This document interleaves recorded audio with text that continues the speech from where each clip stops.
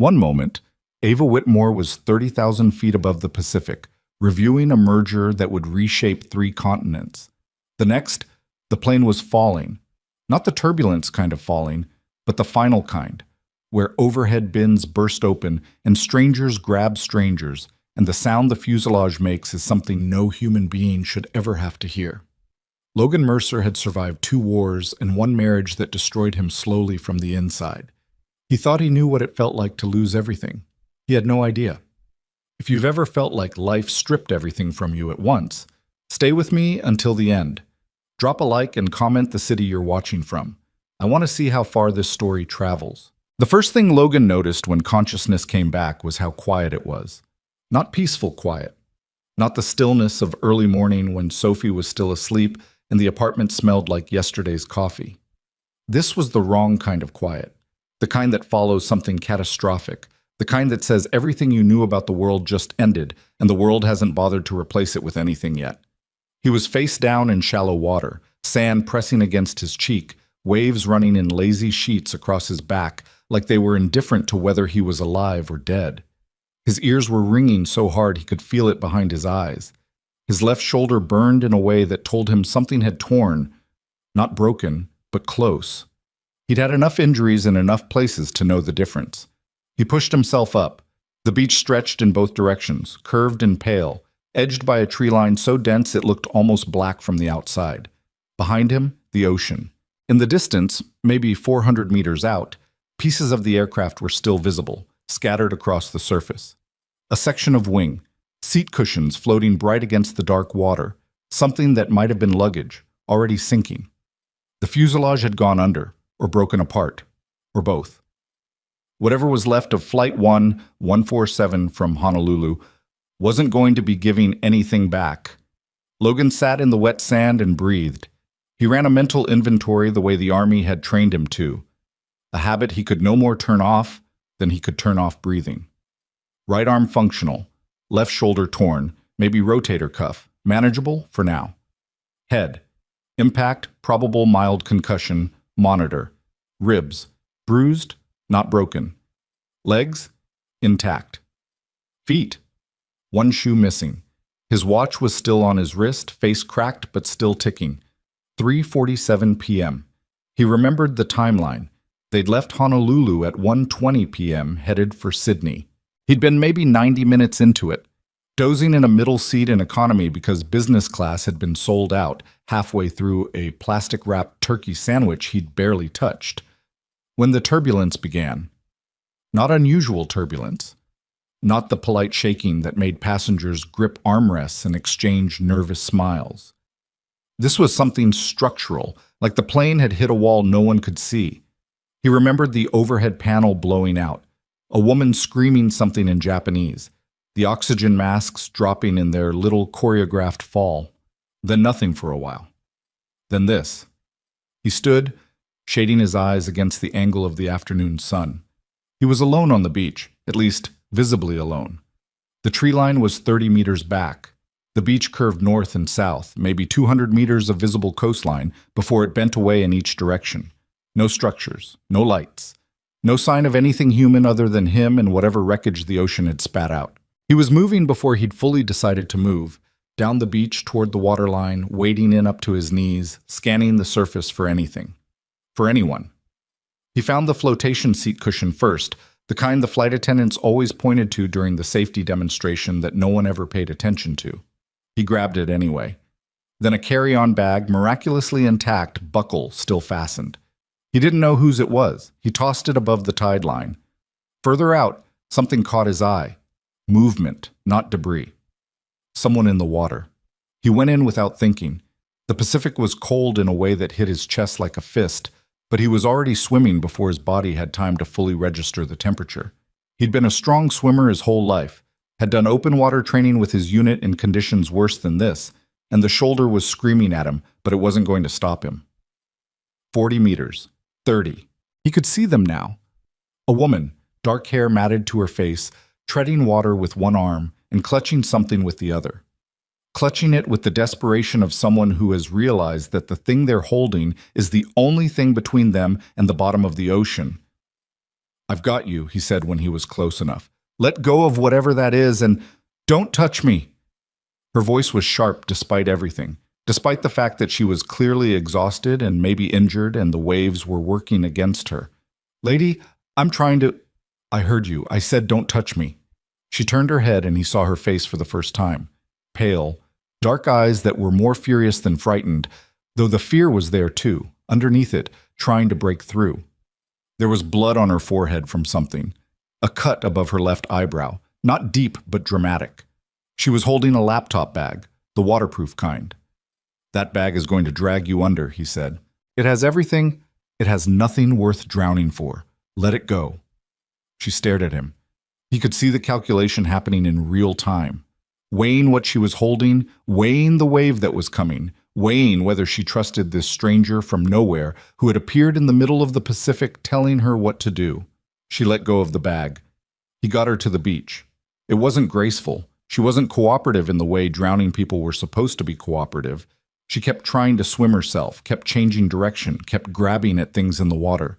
He'd pulled soldiers out of worse situations, but none of them had been actively arguing with him while he did it. They collapsed in the shallows together, both breathing hard, the waves folding over their legs. "Thank you," she said after a moment. "You're welcome. I wasn't going to drown." He didn't say anything to that. She pushed her hair back from her face with both hands and looked around at the beach, at the tree line, at the debris field still floating out on the water. He watched her process it, watched her face do the thing faces did when reality arrived all at once, and there was nothing to do but absorb it. He'd seen that expression before. On soldiers. On his daughter when she was small, and first understood that her mother wasn't coming back. "Are there others?" she asked. "I don't know. I've only been awake for a few minutes. I was about to start looking when I spotted you." She nodded. Stood up, too fast, caught herself, pressed a hand to her rib cage, and exhaled through her teeth. "Ribs?" he asked. "Maybe. I'm fine." She looked at him. "Who are you?" "Logan Mercer. You?" "Ava Whitmore." The name landed somewhere in the back of his memory. Something about it was familiar in a vague magazine cover way, but he couldn't place it, and it didn't matter. He extended his hand. She shook it. Her grip was firm, which told him something. "Okay," she said. "What do we do first?" They walked the coastline for the rest of the afternoon. They found two other survivors, a man named Douglas, maybe 55, who introduced himself as a retired airline pilot and had somehow walked away from the crash with nothing worse than a sprained wrist and a 1,000-yard stare.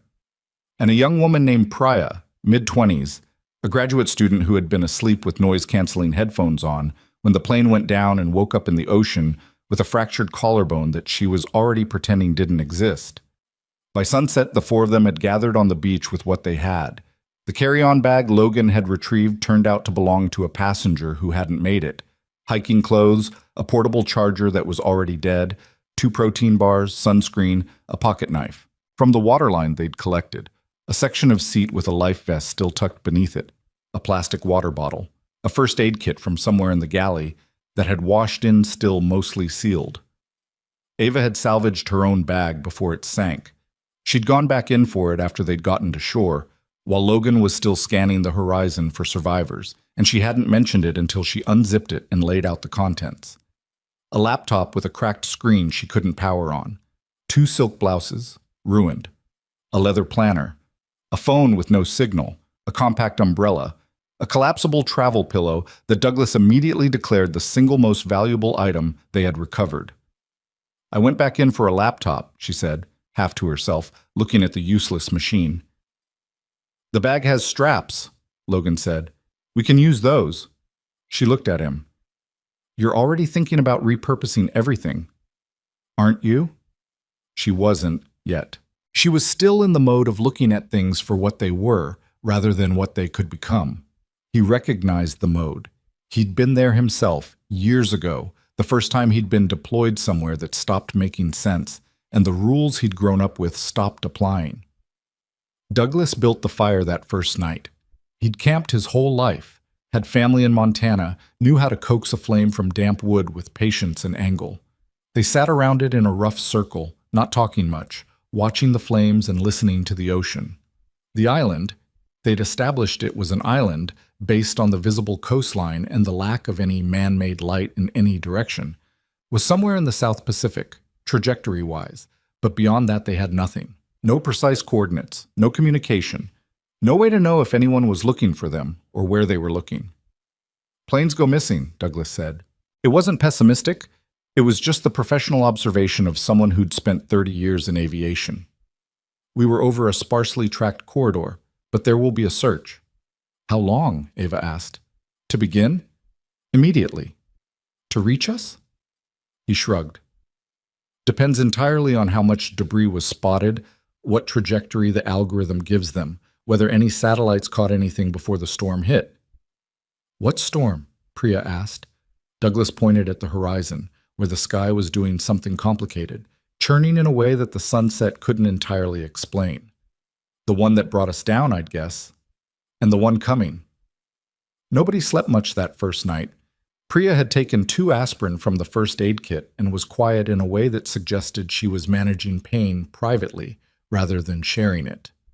Douglas dozed by the fire, snapped awake every half hour with the alertness of someone whose body had been trained to treat sleep as a luxury. Ava sat with her back against a log, her knees pulled up to her chest, her eyes open. Logan sat a few feet from her, sharpening the pocket knife against a flat stone. You should sleep, he said. I can't.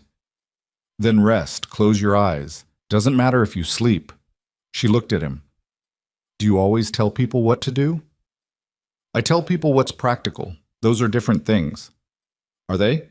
She tilted her head slightly. Because from where I'm sitting, it feels like you've been running this show since you hauled me out of the water. He kept working the blade against the stone. Someone had to. I've been running a company with 4,000 employees for 6 years, she said. The edge in her voice wasn't angry exactly, more the reflexive sharpness of someone who was used to having their authority questioned in rooms where it shouldn't be. I'm familiar with logistics. I'm sure you are. This is a different kind of logistics. And you'd know that because 2 tours in Afghanistan and 1 in Iraq. He said it flatly, without weight, the way people mention things they'd processed enough that they no longer needed to perform the weight of them. I know how to keep people alive in places that want them dead.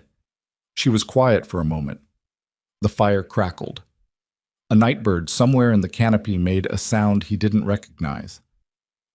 I'm not trying to diminish that, she said. Her voice had changed, still direct, but something underneath it had shifted slightly. I know you're not. I just don't do well when I don't understand what's happening. None of us do. She looked at the ocean. You have a daughter. He looked up from the knife. How do you know that? You were talking in your sleep, before, on the beach. You said her name. She paused. Sophie. He set the knife down. Something moved through him. Not grief exactly. More like pressure. The weight of a distance he couldn't measure. She's 7, he said. She's with my sister in Boston. He paused. She's going to be... He stopped. She's going to be okay, Ava said. He picked the knife back up. Yeah. Neither of them mentioned the part where being okay and getting her father back were 2 different things that might not both be true. The second day taught them the island's geography better than they wanted to know it. Logan was up before sunrise, doing a perimeter walk along the beach, then pushing into the tree line to see what was back there. What was back there was dense tropical forest, broadleaf trees he could identify by general category, but not by name. Undergrowth that grabbed at his ankles, the sound of running water somewhere ahead. He found the stream within an hour, narrow, fast-moving, coming off higher ground to the north. He tasted it. Clean, or at least clear. No obvious particulates, no sulfur smell. He'd need to boil it before anyone drank significant amounts, but it was there. He marked the route back to camp by scoring tree bark with the pocket knife. An old habit, the kind you didn't think about until you were doing it. When he got back to camp, Douglas was up, and Priya was awake but not moving. Ava was nowhere. He found her at the waterline, standing in the surf up to her ankles, looking at her phone. She had it turned face up to the sky, angled in multiple directions, The kind of futile searching that people did when they knew it wouldn't work but couldn't stop trying. Nothing, she said without looking up. No satellite connectivity on a standard cell plan out here. Even if we were on a different island with infrastructure, you'd need— I know. She lowered the phone. I know, She exhaled. I have 2 board members who were expecting me in Sydney 48 hours from now. There's a merger finalization happening that has been 18 months in the making. $12 billion. She paused. And I'm standing barefoot in the Pacific. The merger will survive. You don't know that. Neither do you. She turned to look at him. She had dried blood on her forehead still. He'd cleaned the cut last night from the first aid kit, put a thin strip of medical tape across it, but it had left a rust-colored mark above her eyebrow. She looked nothing like whatever version of herself existed in boardrooms and on business pages. She looked exhausted and scared and furious at the scared part. Found fresh water, he said. About 40 minutes inland. We need to boil before drinking, but it's there. Her expression shifted, the business concerns colliding with the immediate reality in a way he could actually watch happen on her face. Okay, she said. Show me. They walked back to camp. He briefed Douglas and Priya on the water source, on the need to boil, on the priority list for the day. Water container, fire-making capability, better shelter than the windbreak Douglas had built from branches the night before. He laid it out simply, without drama, the way he'd briefed soldiers on objectives. Ava watched him. He noticed her watching and didn't say anything about it. What do you need me to do? She asked. He looked at her for a moment, checking whether the question was genuine or performative. It was genuine. Can you start a fire? No. Can you identify which plants are edible? Obviously not. Can you build a shelter? I've never built anything in my life. She said it without embarrassment, just a clean accounting of facts. Okay. Then today we start teaching you things. He handed her the pocket knife. First, you're going to learn how to cut and strip palm fronds for roofing. I'll show you once. It's tedious, and your hands are going to hurt by the end of it, and I need you to do it anyway.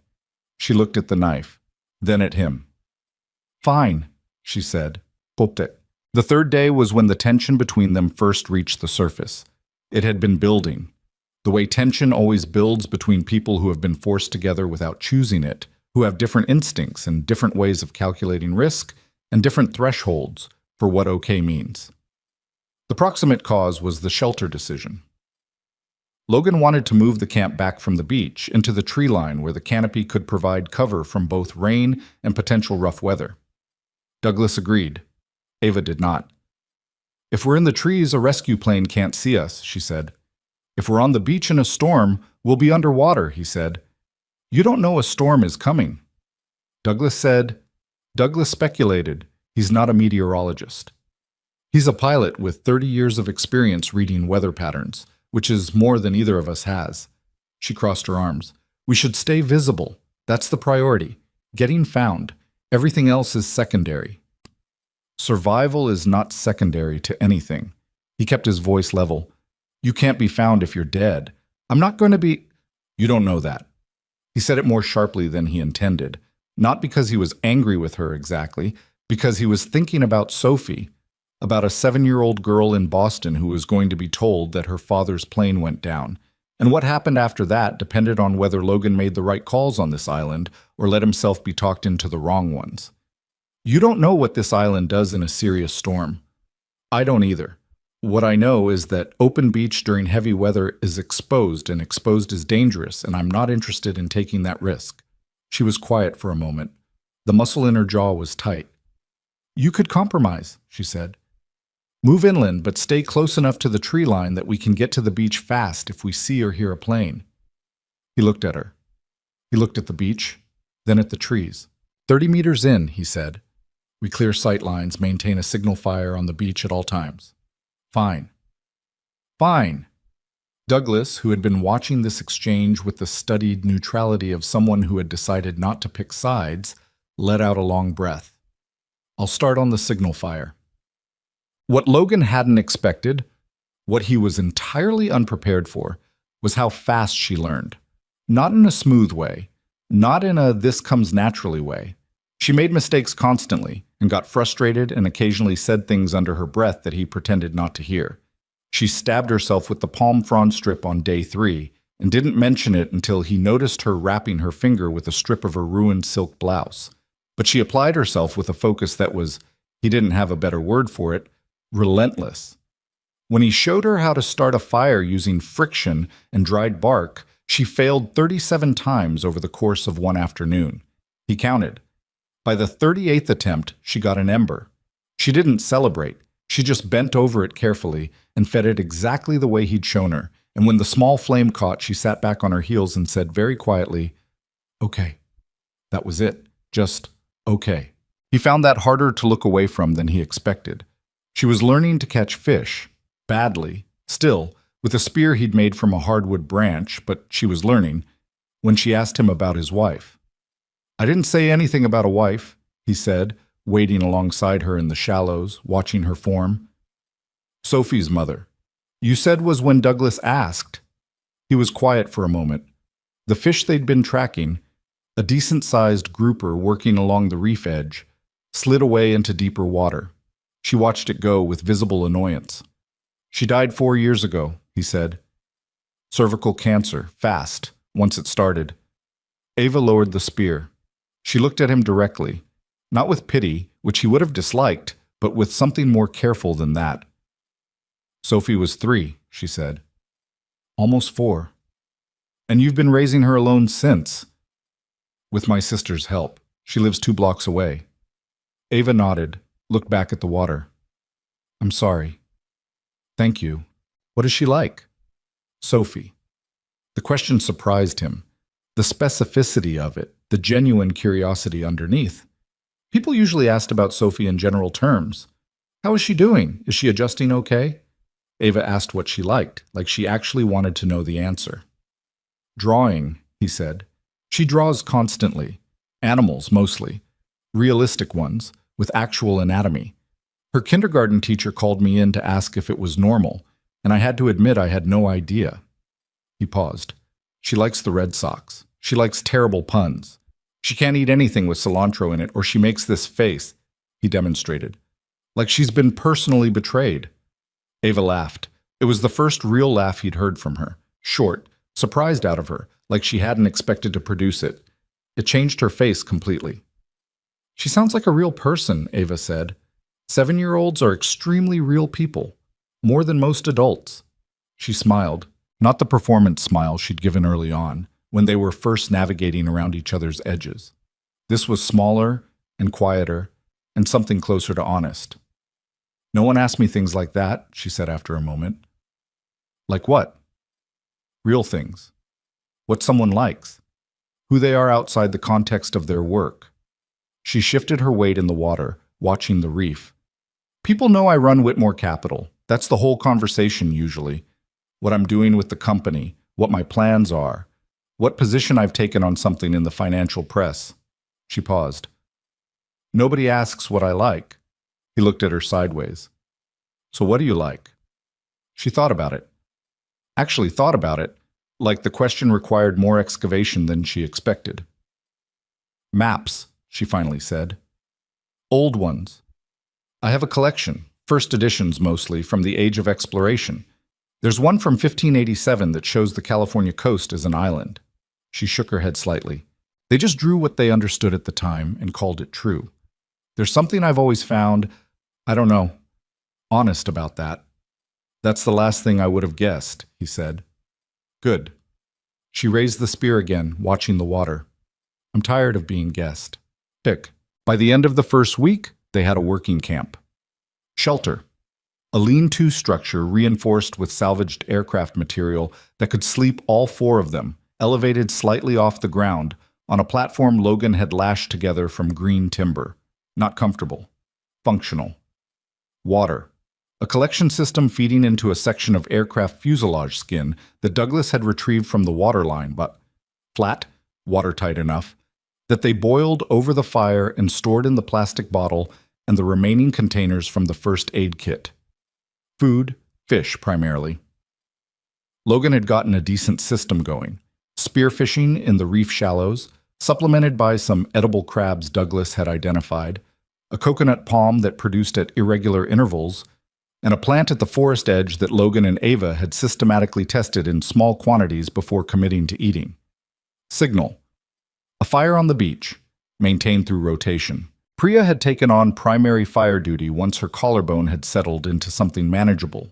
She couldn't do physical labor, but she could tend a flame, and she did it with a quiet conscientiousness that made her useful in a way that had nothing to do with strength. Douglas had been the one to finally ask the hard question on day 6 while they were sitting around the campfire after dark. "We need to talk about timeline, he said. Nobody responded immediately. "The search for a commercial flight loss typically runs intensive for 72 hours, he continued. He said it carefully. This was a man who understood the systems, who had been inside them, and who now found himself on the other side. After that, it doesn't stop, but the parameters shift.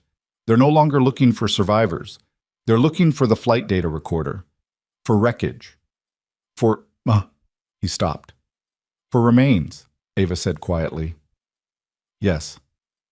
"How far out are we from that window?" "We're past it." Nobody spoke for a moment.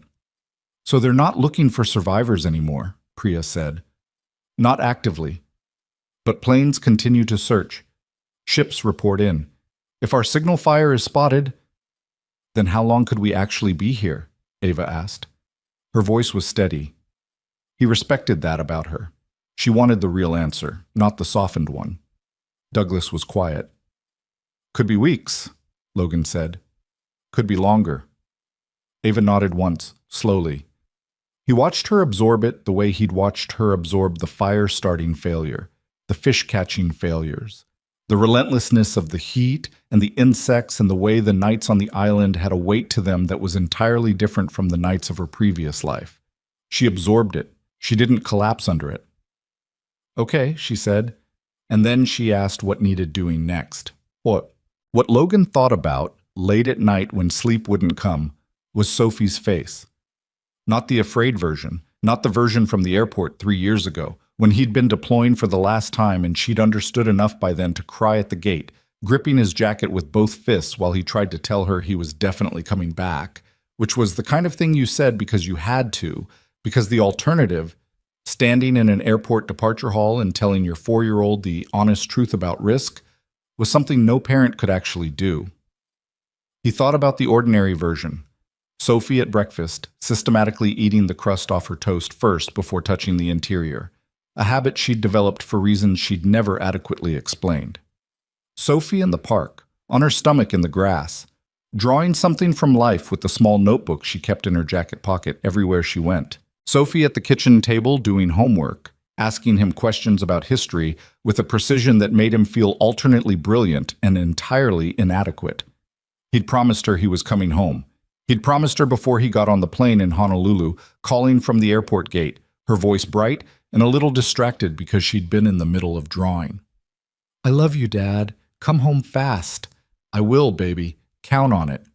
He lay on his back listening to the island breathe around him and added up everything he knew about their location and their resources and what the next week required. And he did it the way he'd always done it.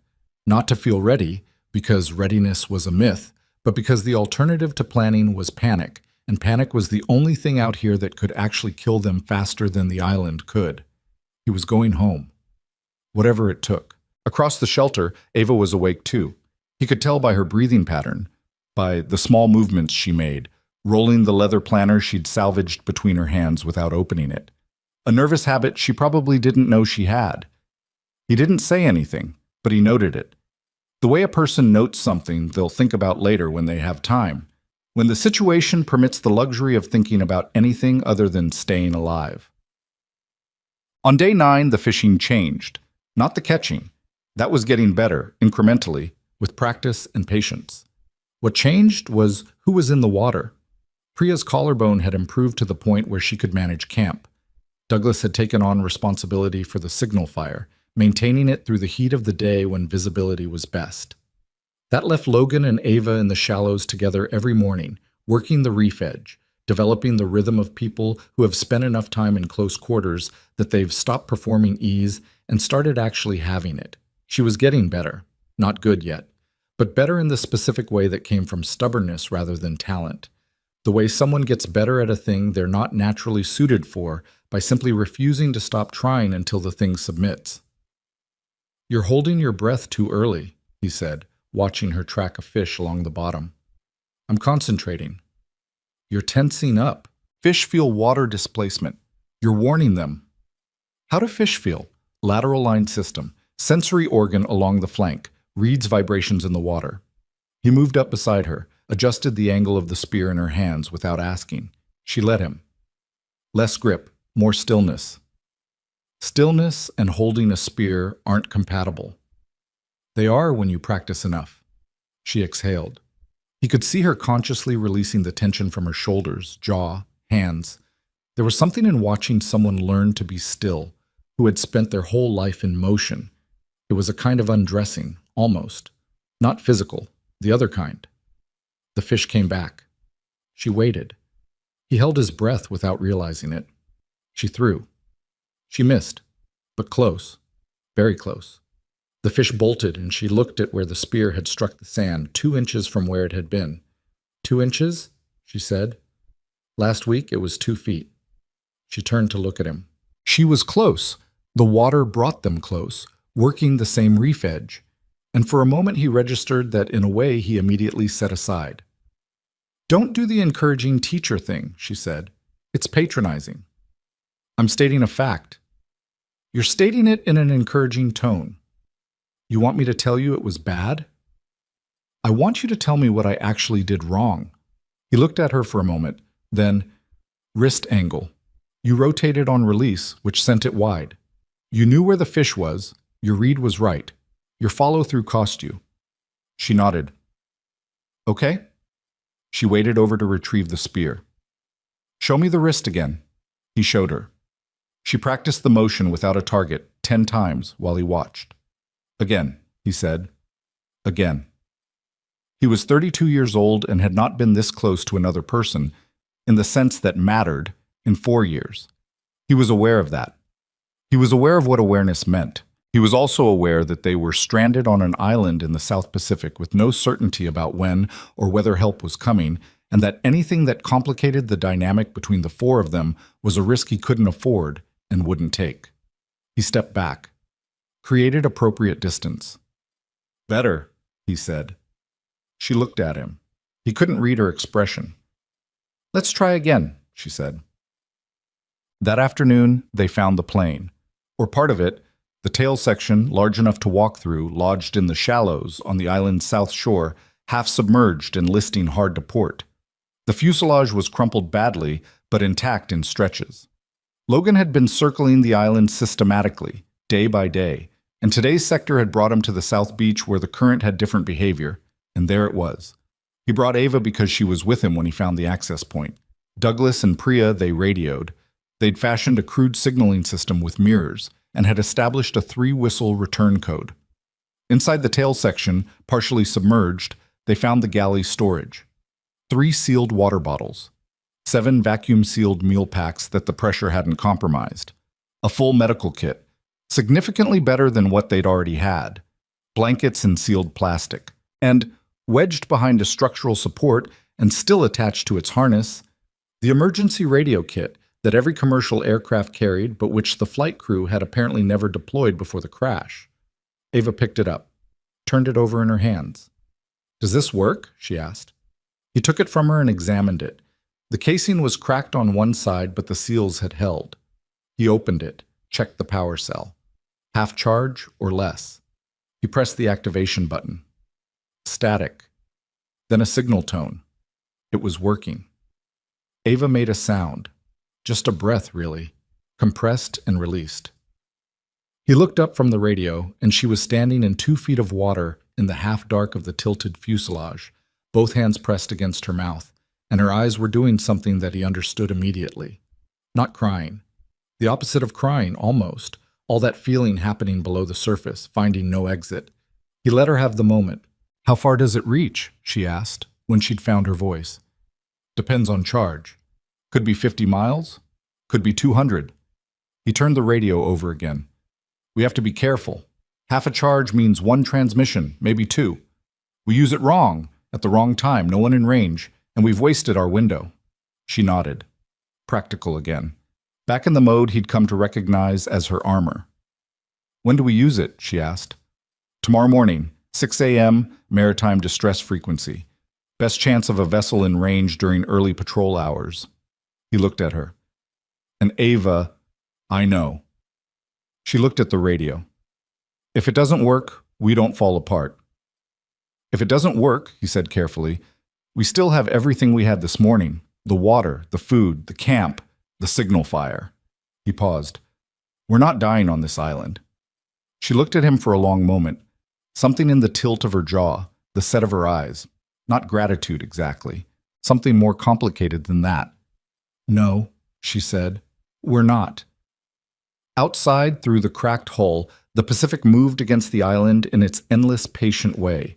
Indifferent to what they needed, indifferent to what they'd found, indifferent to everything except its own nature.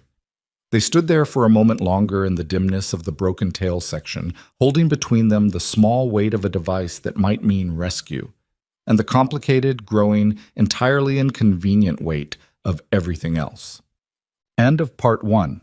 The radio worked. Not cleanly. Nothing about it was clean. Logan had been awake since 4 in the morning, sitting outside the shelter with the device in his hands, running through frequencies in his head the way he used to run through operation parameters before a mission. The half-charge worried him more than he let on to the others. Half-charge on an emergency beacon meant maybe 90 seconds of clean transmission, maybe less depending on what the humidity had done to the power cell over however many days the tail section had been submerged. He'd dried it overnight, packed the battery housing with strips of the driest fabric they had. It was the best he could do. At 6 a.m. exactly, he keyed the distress frequency and transmitted their position. Estimated coordinates based on flight trajectory and elapsed time, island description, survivor count, medical conditions. 30 seconds. He released the transmit key and waited. Static. Then, a voice. Broken, half swallowed by interference, but human. A Coast Guard relay station asking for confirmation of position. He transmitted again. 15 seconds. Then the power cell gave out. He set the radio down in the sand. Douglas, who had been standing 10 feet back as if giving the moment its own physical space, let out a long breath. Priya covered her face with one hand. Ava was standing beside Logan. She hadn't moved for the entire transmission, just stood there with her arms at her sides, watching the radio the way you watched something you needed to believe in but weren't sure you could. Did they get it? She asked. I don't know. Best guess. He picked up the radio, set it down again. Partial. They got something. They came back, which means they heard us. Whether they got enough to act on, he shook his head. I don't know. She nodded, looked at the ocean. So we wait, she said. We keep doing what we've been doing. We wait. What Logan didn't say, what none of them said, because saying it out loud was a weight the morning couldn't carry, was that even a confirmed partial transmission put them maybe 3 days out from rescue at the closest estimate, assuming the relay station had enough to triangulate, assuming there was a vessel in range, assuming the weather held. 3 days was not a long time in any normal accounting. On the island, in the context of everything they were managing, 3 days was an entirely different unit of measurement. He went to check the signal fire. It was Priya who first said what everyone had been thinking. She was better. The collarbone had settled into something she'd learned to move around, and she'd developed a kind of economy of motion that people developed when one side of their body was unavailable to them. She'd been tending the signal fire for days with one functioning arm, and she was good at it, better than good. She had a feel for it now, for the wood, the wind direction, what the smoke was doing. She set it on day 11, mid-morning, while Douglas was out checking traps and Logan and Ava were reinforcing the shelter roof where the last rain had found a gap. You two are going to be a problem, she said. Logan looked up from the crossbeam he was lashing. Ava kept working. What? Logan said. Not an accusation, just an observation. Priya poked at the fire with a stick, her expression neutral. I'm stuck here too. I see what I see. There's nothing to see, Ava said, still not looking up. Okay. That was it. That was all Priya said. She went back to tending the fire with the serenity of someone who had made her point and had nowhere to be. Logan looked at Ava. Ava looked at the section of palm frond in her hands. He went back to the lashing. But the thing that Priya had named, the thing she'd put in the room without asking anyone's permission, stayed. It sat in the ordinary spaces of the day, the moment when Ava handed him a coconut and their fingers touched and neither of them acknowledged it. The way he'd started tracking where she was on the island by a kind of ambient awareness he hadn't asked for and couldn't turn off. The way she talked more now, not the controlled, measured talking of the first few days where every word had been managed. She'd started talking the way someone talked when they'd stopped performing for a room and were just thinking out loud, which was entirely different and considerably more dangerous. She told him about the first company she'd ever run, not Whitmore Capital before that. A consulting firm she'd started at 24 with $11,000 she'd saved waitressing through college and business school simultaneously, a combination that she described with a matter-of-factness that hit him harder than she probably intended. "You waitressed through an MBA," he said. "Double shifts on weekends. I was very fast and I had good spatial memory, so I could carry 6 plates and never forgot an order." She was picking crabs from a tidal pool, dropping them into the makeshift container they used. "The other students in my program used to invite me out for dinner at nice restaurants. They thought it was funny, I think, having me there as a guest at places where I'd worked the week before." "Did it bother you?" "Yes, I didn't show it." She turned over a rock in the pool. "I got very good at not showing things." He watched her work. There was sand on her forearm. She had a smear of something dark, charcoal from the fire probably, across the back of her wrist that she didn't seem to know was there. "The consulting firm," he said. "What happened to it?" "I sold it, 4 years after founding it, for $3.2 million. Used it as seed for the next thing." She paused. "I was 28. I thought I'd finally arrived somewhere." A short sound that wasn't quite a laugh. "There's no arriving. That was the lesson. You just keep building because you don't know what else to do with yourself." "Is that why you do it?" "What?" "The building. The company. Is it because you want to or because you don't know how to stop?" She looked up from the tidal pool. He hadn't meant it as a challenge. It had come out as a genuine question, and he could tell from the way she went still that it had landed somewhere real. "I don't know," she said after a moment. "I've never had anyone ask me that before either." He had the sense of something shifting, not dramatically, not in the way of movie moments, quietly. The way weight redistributes when someone finally puts down something they've been carrying so long, they stop noticing the load. The storm announced itself the way bad things often did, gradually, and then all at once. Douglas had been watching the horizon all day on day 12, saying nothing but looking often, the way experienced weather readers did when they were building a case they didn't want to present yet. By late afternoon, the sky to the south had gone a particular shade of yellow-green that Logan had seen exactly once before, in Kandahar, right before a sandstorm had hit that stripped paint off vehicles and turned the world into a roaring wall for 18 hours. Different climate, same fundamental warning. "How bad?" Logan asked. Douglas studied the horizon. "Bad," he said. "Tonight." They spent the remaining daylight hours preparing. Logan sent Ava and Priya to gather everything from the beach that could be moved, the signal fire materials, the water containers, the supplies from the tail section, all of it. He and Douglas worked on the shelter, driving additional stakes, tightening every lashing, packing the windward wall with as many additional layers as they had material for. It wasn't enough. He knew it wasn't enough, but it was everything available. At 9 p.m., the storm hit. It came from the south with a sound like freight trains, wind that turned horizontal, and rain that was indistinguishable from the ocean it came from. The shelter held, barely, badly. A section of the roof went in the first hour, the lashings giving way in a sequence he could hear over the storm, each one going with a sound like a gunshot. Douglas threw himself against the windward wall, and Logan joined him, and between them they kept the main structure from collapsing entirely, while Priya and Ava pushed everything that mattered into the most sheltered corner and piled their bodies over it. They were all soaked within minutes. Soaked didn't cover it.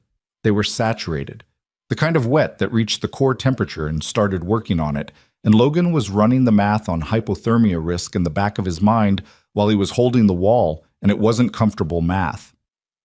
2 hours in, the wind shifted. It didn't ease, it moved, which was in some ways worse, because the windward side was now no longer the windward side, and everything they'd reinforced was reinforced against the wrong direction. The shelter leaned. Logan heard something crack. "Get out," he said.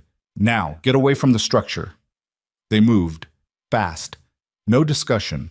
All of them understanding that the thing they'd been using for shelter had just become the thing most likely to hurt them. They made it 6 feet before the main frame gave way behind them, the whole structure folding in slow collapse. The palm frond roof catching air and sailing away into the dark. The 4 of them huddled against the base of the largest tree in their section of forest, which provided approximately no protection from the wind, but at least put solid timber at their back. Logan pulled Priya close on her uninjured side. She was shaking badly, the cold working on her compromised frame harder than the others. Douglas sat on her other side. Ava pressed in next to Logan, and he put his arm around her because it was the practical thing to do, the heat conservation thing to do, and she pressed her face briefly against the side of his neck, and he felt her exhale, long and shaking, all the control she'd been maintaining since they got off the plane, releasing in one breath into the hollow of his shoulder. He tightened his arm around her. Neither of them said anything. The storm ran its course over about 5 hours. By 3 in the morning, it had dropped to ordinary heavy rain, which felt like nothing after what preceded it. By 5 a.m., the rain was intermittent. By sunrise, the sky had gone the pale, washed-out blue that followed serious weather, and the island was revealed in its aftermath. Debris everywhere, the signal fire completely destroyed, the shelter a scattered arrangement of broken wood and palm fronds across a 30-foot radius. They separated, assessed, quietly, each person doing their own accounting. Logan walked the camp perimeter.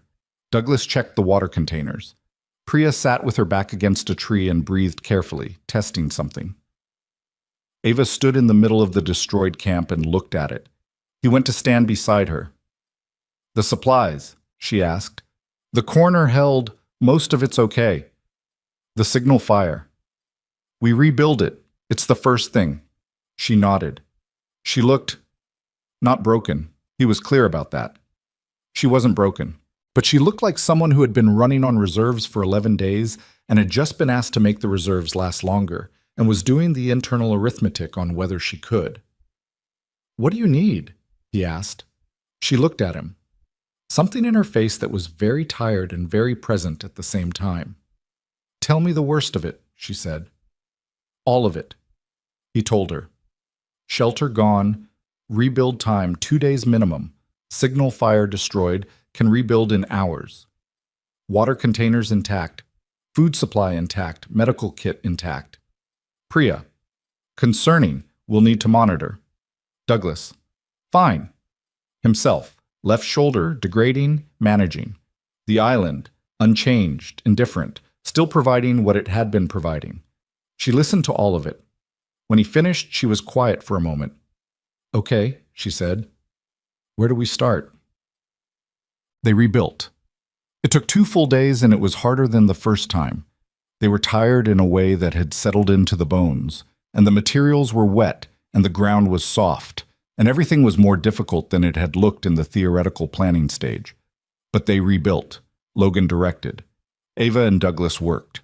Priya, to her credit and his concern, insisted on contributing, carrying what she could with one arm and managing camp logistics with the other.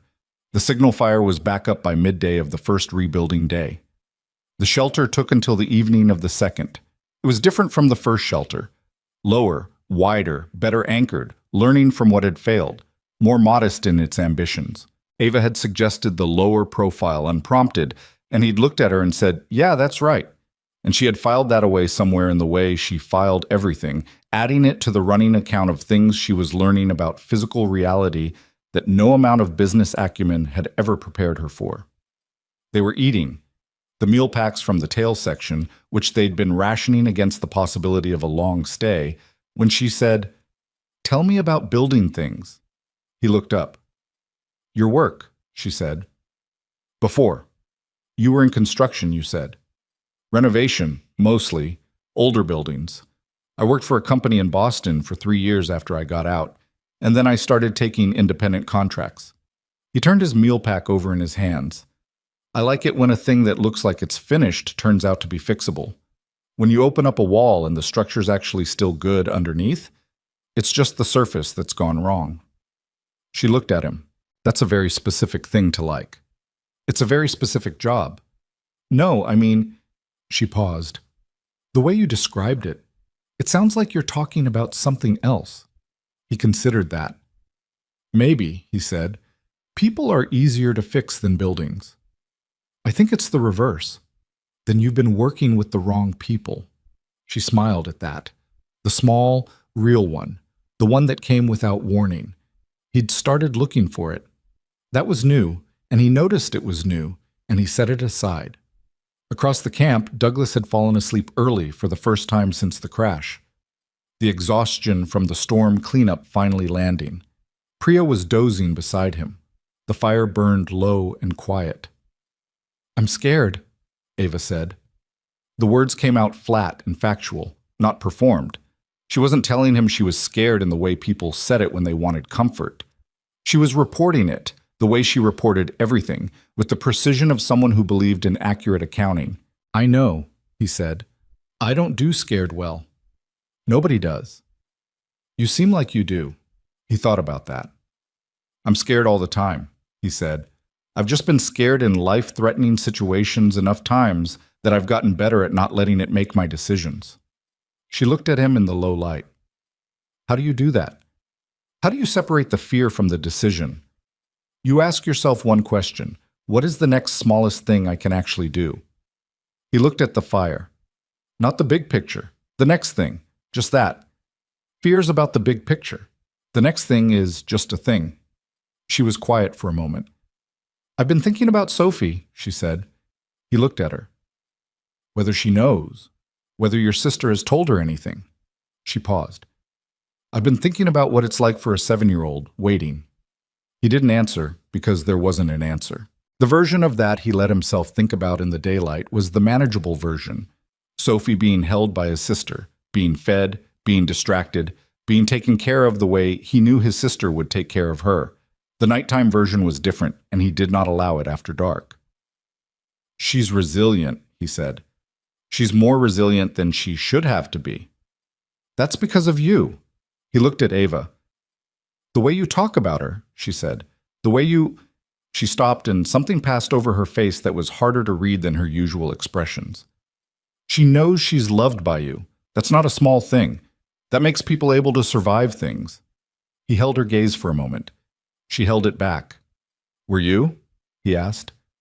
Loved that way? It was too direct. He knew it when it came out. But she didn't flinch from it. My mother, yes, she said. My father was more interested in what I could become. She looked at the fire. He died when I was 22, heart attack. And I remember standing at the funeral thinking that I didn't know him well enough to know what I'd lost. She turned the leather planner over in her hands, the one from her bag, the one she carried everywhere. I've been trying to figure out what I lost ever since. He didn't say anything. Sometimes people didn't need a response. They needed the silence that made space for what they'd said to exist in. After a while, she said, The planner. I know what you're thinking. I'm not thinking anything. You're thinking it's a symbol of something, my whole life condensed into a leather schedule book. I was thinking it's the one thing you kept coming back to. It has my whole year in it, she said. Everything planned, every meeting, every deadline. A whole year all written down. She paused. It's completely useless now. None of it matters. And I can't stop carrying it. Some things you carry because you need them, and some things you carry because you're not ready to put them down. She looked at him. When do you know which is which? When you're ready. She set the planner down on the log beside her. She didn't open it. She just set it there, separate from her hands, and looked at the fire. It was a small thing, but he noticed it. Day 15 brought 2 things. A fish large enough to constitute a genuine meal for all 4 of them, and the infection. The fish was Ava's. She caught it, her 4th solo attempt, without direction from him, in the reef shallows at the south end of the beach. A yellowfin, or something close to it, substantial enough that she had to drag it up the beach with both hands because it was too heavy to carry. She was breathing hard when she got to camp, and her expression was one of the more unguarded things he'd seen from her. "That's a real fish," Priya said. "Yes, it is," Ava said. "Not modest, not performing modesty, just accurate." Logan gutted and cleaned it. Douglas built the fire up. They ate well that night, better than they had in 2 weeks, the protein settling into their systems with an almost physical satisfaction. The infection came to light while they were eating. Priya's collarbone, they'd all understood it was fractured, but fractured in the category of wait and heal rather than requires immediate intervention. What they hadn't caught was that something in the original injury had done additional damage, a small laceration where bone had pressed against tissue, invisible externally, becoming silently problematic for 2 weeks while Priya managed her pain privately and didn't mention it. She mentioned it now because she'd gone quiet during dinner, and Logan had watched her face do something he recognized and asked her directly, and she'd pulled aside the piece of fabric she'd been wearing as a sling and shown him. The area around the collarbone was red, warmer than it should be. She had a temperature. He pressed the back of his hand to her forehead and felt it, and when he looked at her and said how long, she said, "Maybe 3 days."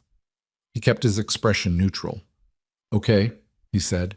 "Finish eating. Then we're going to look at what we have in the medical kit." He found Ava at the fire an hour later, after he'd assessed what the kit had and done the math he didn't like. "How bad?" she asked. "Manageable. Maybe." He sat down. "We have antibiotics in the kit. General spectrum. It's a standard emergency kit. We have enough for a full course, if we're careful with dosing." He looked at the fire. "The issue is I don't know how far along it is. If we caught it early, the antibiotics handle it. If it's deeper than it looks," he stopped. "We need to watch her. Constantly. Temperature checks 3 times a day. She needs to stay still, which she won't want to do. And she needs to eat, protein especially, which means we need to keep catching what we caught today." Ava looked at him. "I can catch fish," she said. Not a question. "Yeah," he said. "You can." She nodded, set her jaw in that particular way she had. Not stubborn, exactly. More like someone who had decided something and was now simply executing the decision. "I'll be in the water at first light," she said. "Every morning until she's better." He looked at her. "What?" she said. "Nothing." "Logan." "I was just thinking," he said, "that 2 weeks ago you were reviewing a $12 billion merger on an airplane. And now I'm catching fish to keep someone healthy," she said. "Yes, I'm aware of the contrast." But she said it without bitterness, which was what struck him. She said it the way someone described the view from a new place they'd found themselves in. Not the place they'd planned to be, but real, and in some ways more real than what they'd left. "Get some sleep," he said. "You too." He didn't, for a while. He sat with the fire and the radio, useless now, but still there, still part of what he had. And he thought about transmission relays and vessel coordinates and what the maritime patterns looked like in this section of the Pacific. And underneath all of it, threading through everything, the specific face of a 7-year-old girl who drew animals from life and hated cilantro and had been told her father was coming home fast. He was still coming. He needed to be still coming. Priya's fever broke on the 4th day of antibiotics, which was a day earlier than Logan's best estimate and 2 days earlier than his worst one. She woke up on morning 17 soaked through and exhausted and confused for a moment, and then her eyes cleared and she said, "I'm starving." Douglas laughed, a real one, the kind that came out of relief rather than humor, the kind you couldn't manufacture. Even Logan, who had been carrying the quiet tension of watching someone he'd become responsible for fight, something invisible and dangerous, felt something release in his chest. Ava was already at the fire, heating the last of the previous day's fish with coconut when Priya emerged from the shelter. She looked up, took in Priya's clearer eyes, the absence of the gray cast that fever gave skin. "Sit down," she said. "Eat." She said it in the same tone Logan had used with her in the first days. Matter of fact, no softness around it, just the direct delivery of what was practical. He noticed her use it. He thought she noticed him notice. Neither of them said anything. He walked the beach that morning while the others ate. He was tired. Not the manageable tired of hard physical work, the kind he'd lived with his whole adult life and knew how to work through. The accumulated tired of 17 days of constant assessment, constant decision-making, constant low-grade vigilance that never fully turned off. He was 32 years old, and he felt 45, and he was going to feel 20 when he got home and held Sophie. And he needed to get home. He stood at the waterline and looked at the horizon. There was a boat out there. It took him a moment to process what he was seeing. The shape was so far away, and the light was doing things with the surface that made edges uncertain. But he'd spent enough time watching this horizon to know what it looked like empty, and this wasn't empty. He didn't run back to camp. He walked fast, because running used energy he might need, and because the boat was far enough away that 10 seconds didn't change anything. But he walked as fast as he'd walked in 17 days. "Signal fire," he said when he reached camp. "Everything we have on it, now." Douglas was already moving before Logan finished the sentence. He'd read something in Logan's face and was up and moving, grabbing the driest fuel they had, building the fire fast and high. Priya, still weak, stood and started stripping bark. Ava threw green palm fronds on the growing blaze, the kind that made black smoke, visible smoke, the kind a passing vessel could see. The column of smoke rose straight up in the still morning air. They stood on the beach and watched the horizon. The boat held its course. It did not turn. For 3 full minutes it held its course, moving laterally across the horizon, shrinking slightly as it passed their position without changing trajectory. And Logan felt the specific hollowing that happened when something you'd been holding hope about revealed itself as just a shape in the distance with its own business and its own destination, and no awareness of 4 people standing on a beach burning everything they had. Then it turned. Small at first, just a change in the profile, the narrow edge of a hull becoming the broader face of a vessel coming about.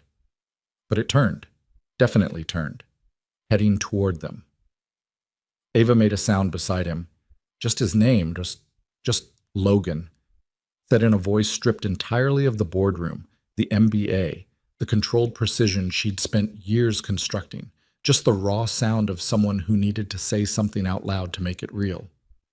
"I see it," he said. He reached for her hand. She took it. Neither of them let go. The fishing vessel was called the Maristela, a Portuguese name as it turned out, though the crew was a mix of Filipino and Indonesian fishermen who operated out of a base port in Fiji and had been running a 3-week deepwater route when the smoke column caught the eye of the first mate during a routine horizon check. The captain was a compact, weathered man named Bautista who said very little, assessed everything, and had the 4 of them wrapped in blankets and drinking warm broth within 20 minutes of coming aboard. He didn't ask many questions.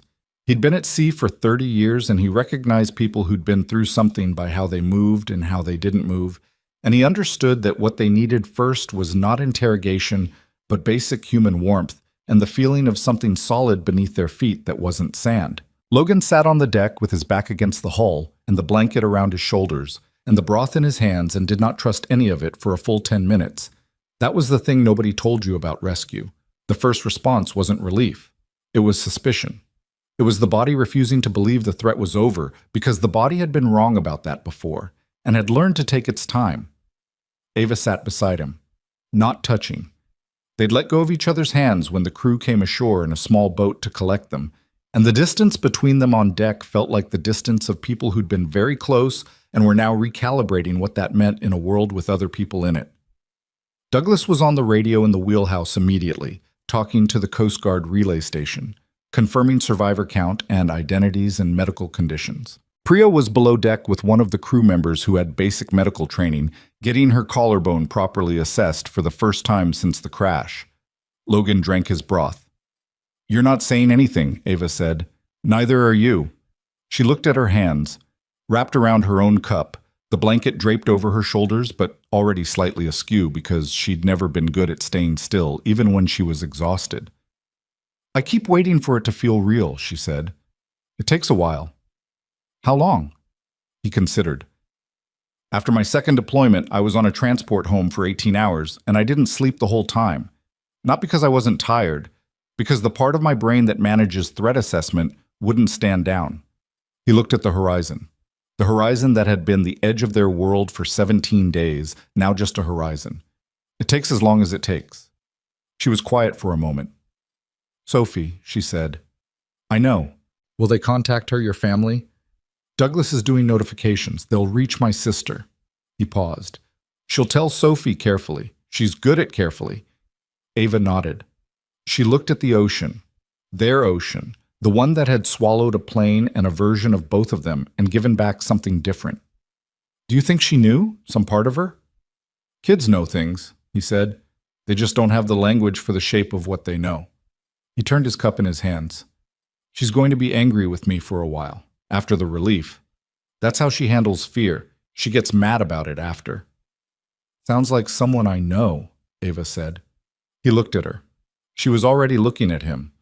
There were things in her face that the island had put there, a quality of directness that had always been present but was now stripped of its defensive architecture, raw in a way that felt both fragile and entirely itself.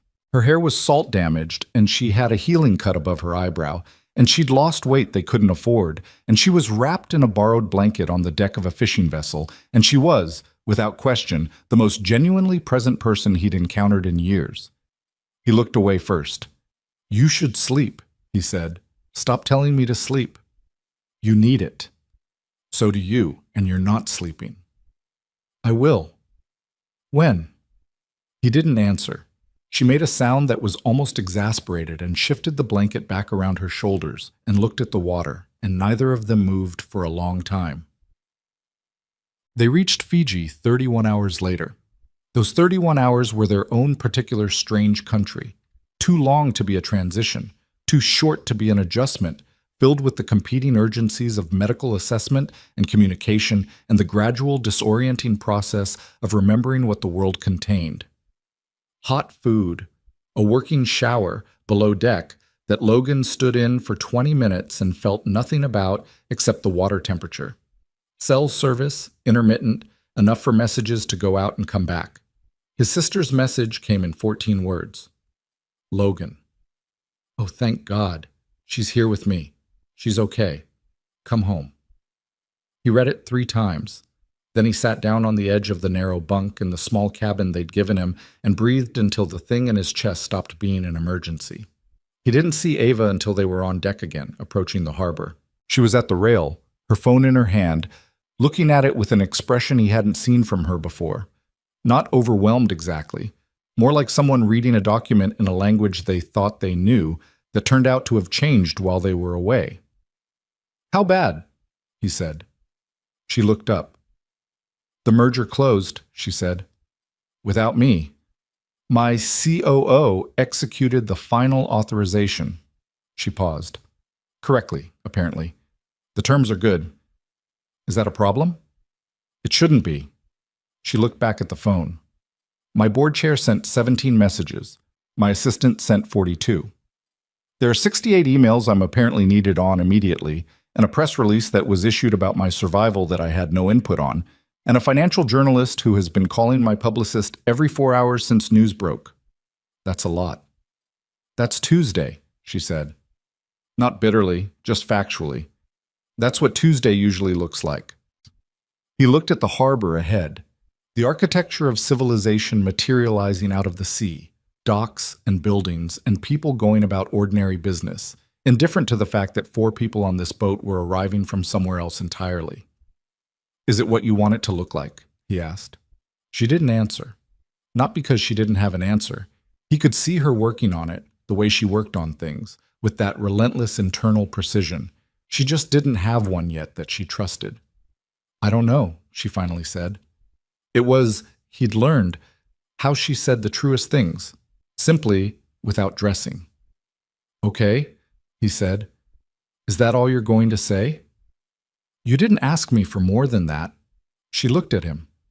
The harbor was close now, the sounds of it reaching them, engines and gulls and the ordinary percussion of a working port. Behind them, somewhere below deck, Douglas was laughing at something one of the crew had said, and Priya's voice carried up the stairs stronger than it had been in days. Logan, Ava said. Yeah. She opened her mouth, closed it, looked at the water, and then back at him. "I don't want this to be the part where we get off the boat and it stops," she said. The words came out slightly too fast, like she'd decided to say them before she finished deciding.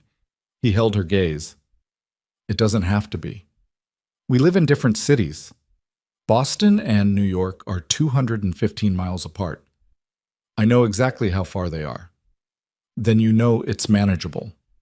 Something in her face, relief, or maybe the recognition of relief, which was its own distinct emotion. "I have a board meeting in 4 days. I have a daughter who thinks I'm dead." "Right," she exhaled. "Right, your priorities are correct." "Ava?" "Yes." "Come to Boston when you can." He said it plainly, without construction. "That's all. Come when you can." She looked at him for a long moment. "Okay," she said. It was the simplest conversation they'd had about it. It was also the most honest. The media was waiting in Fiji. Not many. A local news crew, a stringer for an international wire service, a photographer who'd been tipped by someone at the Coast Guard relay. Enough. Bautista navigated them past with the authority of a man who had no patience for anything that slowed his return to port, and a Coast Guard liaison met them at the dock and ran interference while they were loaded into vehicles and taken to a hospital for proper medical evaluation. Logan's shoulder was confirmed as a partial rotator cuff tear. Manageable, would need surgery at some point, not immediately. He had a healing rib fracture he hadn't known about. The body had just cataloged it and kept going, which was what bodies did when they were busy surviving. The concussion from the crash had resolved on its own. He was dehydrated, underweight, and the doctor who examined him said, "You should feel a lot worse than you look," in a tone that suggested this was both a compliment and a mild accusation. Priya's collarbone needed surgery. She was taken to a larger facility with an orthopedic specialist. Douglas, constitutionally indestructible, was cleared with a prescription for his wrist and a recommendation to rest that he received with the polite acknowledgement of a man who had no intention of following it. Ava's ribs, too cracked, not broken. Her cut was properly cleaned and closed. The doctor found a stress fracture in her left foot she hadn't known about, from the crash or the weeks of barefoot terrain, and gave her a boot she put on and immediately started walking normally in, apparently by pure force of will. They were in the hospital corridor waiting for Douglas to finish his paperwork when her phone rang. She looked at the screen, looked at Logan. "My board chair," she said. "Take it." She paused. Then she answered. Her voice shifted in a way he found interesting. Not fake exactly, but different. A register she inhabited when she was operating in that world, clipped and authoritative and efficient in a way she never was, in the shallows with a spear in her hand and her tongue between her teeth, concentrating on the wrist angle. He watched her from across the corridor while she talked. She paced. 3 steps, 1 direction, 3 back, a contained movement pattern that he recognized as how she managed the energy of difficult conversations. She made 3 decisive statements in a row and ended the call in under 4 minutes. She walked back. "He wants a board meeting in 48 hours, she said. "What do you want?" "I want 48 hours to be a human being." She looked at the phone. "I told him 72 and I will see them Thursday." She put the phone in the pocket of the clothes the hospital had given her, clean, ill-fitting, profoundly ordinary. Small victories. He smiled. She saw it. "Don't," she said. "What?" "Look like that." "I'm just standing here." "You're looking like you're proud of me, which is patronizing." "I'm not proud of you. He considered it. "I'm glad for you. There's a difference." She held his gaze. "Is there?" "One is about me. The other is about you." She was quiet for a moment. The corridor hummed with hospital sounds, PA announcements, the squeak of shoes on linoleum, the distant clatter of a cart. Civilization in its most practical form.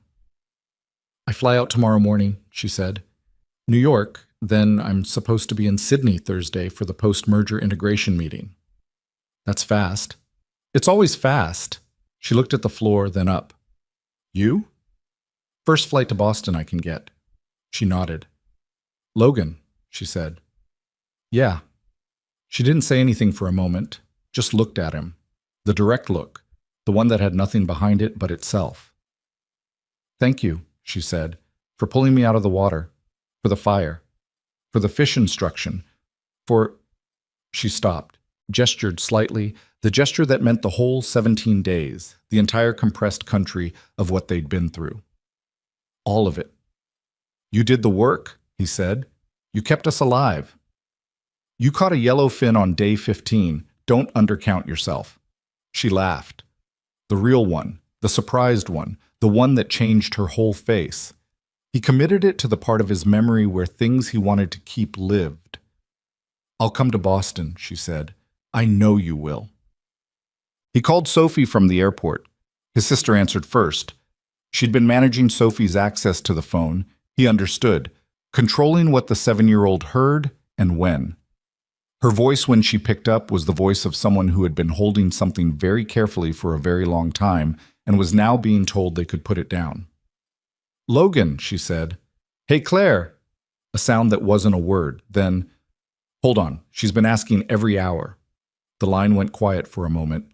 Then Sophie's voice, recognizable from across any distance, any circumstance, the frequency he was tuned to above every other frequency in his life. "Daddy?" "Hey, baby." A pause. He could picture her face. The way the 7-year-old face he loved processed things it was waiting for confirmation on before letting itself fully land. "You said you were coming home fast," she said. "I know. You were gone a long time." "I know, Soph, I'm sorry." Another pause. He heard her breathing, steady, slightly faster than normal. "Are you okay? Aunt Claire said you were okay, but I wanted to hear you say it." "I'm okay. Shoulder hurts a little. Everything else is fine." "Your shoulder?" She sounded immediately different, sharper, more alert, more Sophie. "Which shoulder?" "The left one, nothing bad. Going to be fine." "That's the one you heard in—" She stopped. He knew she was thinking of his deployment, of the things she'd overheard Claire talking about once that she wasn't supposed to know. "You always hurt that shoulder." "I know. It's a design flaw." A sound that might have been almost a laugh, then quieter. "I was scared." "I know you were. I was too." "You were scared?" "Very much." He meant it fully, in ways that a 7-year-old didn't need the specifics of. "The whole time I was scared, and the whole time I knew I was coming home." "How did you know?" He thought about it. About the night against the tree in the storm, Ava's face against his neck, the rain that wanted to take everything. About the radio with half a charge and the way you made the calculation and pressed transmit anyway. About wrist angle on a spear throw and 37 failed fire attempts, and what it looked like when someone refused to stop. "Because I said I would," he said. "And I don't break promises to you." Sophie was quiet for a moment. "Okay," she said. Then, "Daddy, I drew a really good manta ray while you were gone. It has actual anatomy." He pressed his hand briefly over his eyes. "I can't wait to see it." "I also drew a fish. I was thinking about you and drew a fish." "Tell me about it." She told him about it. The species, which she'd looked up, the shading technique she'd been working on, the problem she'd had with the tail fin that she'd eventually solved by looking at 3 different reference photos. He sat in the Fiji airport and listened to his daughter explain the anatomy of a fish she'd drawn thinking about him, and the thing in his chest that had been a compressed emergency for 17 days, finally, slowly, started to decompress. He was in Boston in 40 hours. Sophie ran at him in his sister's hallway before he'd fully cleared the door, and the impact of a 7-year-old moving at full speed was, as always, exactly what it felt like. All of her, completely given, nothing held back in the economy of it. He caught her with his good arm, and the bad shoulder screamed, and he didn't care at all. She smelled like the shampoo Claire bought her. Strawberry, too sweet, completely perfect. She didn't cry. That was the Sophie thing. She saved the fear and the relief and packed them both into physical action instead.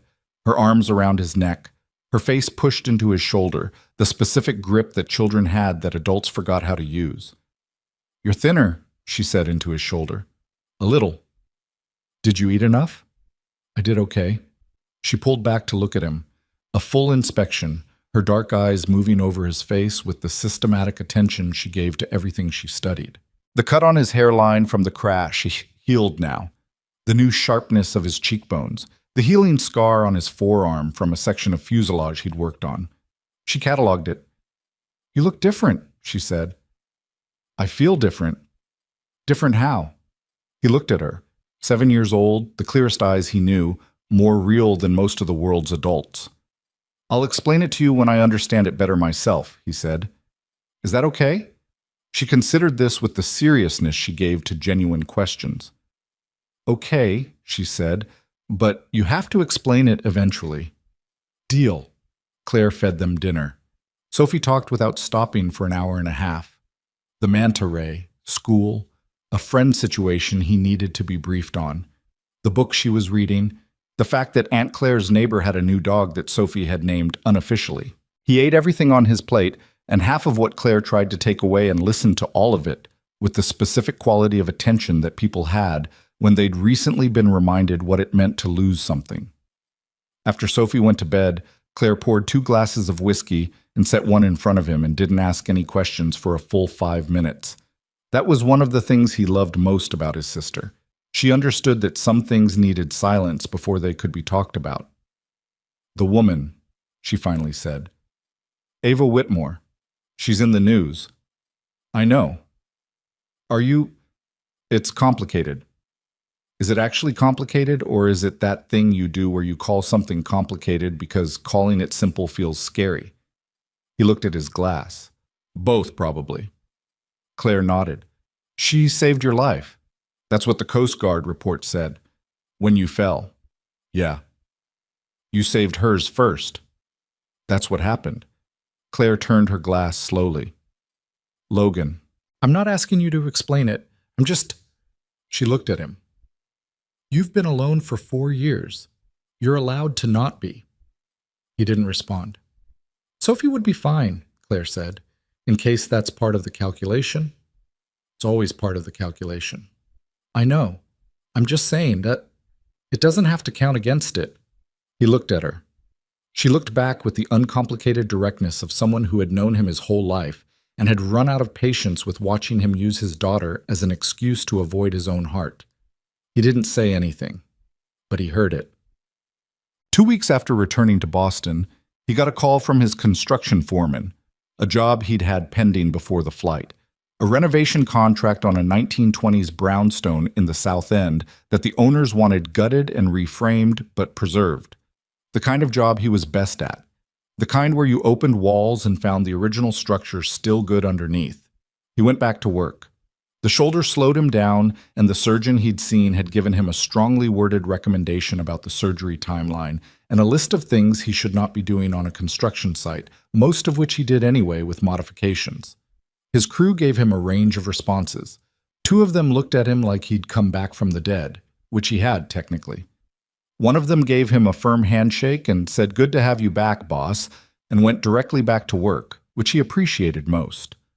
He called Ava the 3rd evening after going back to work, not because he had not been counting, but because it was the first evening he'd been alone with enough stillness to call rather than text. She answered on the 2nd ring. "How's the shoulder?" she said, instead of hello. "Manageable. How's the foot?"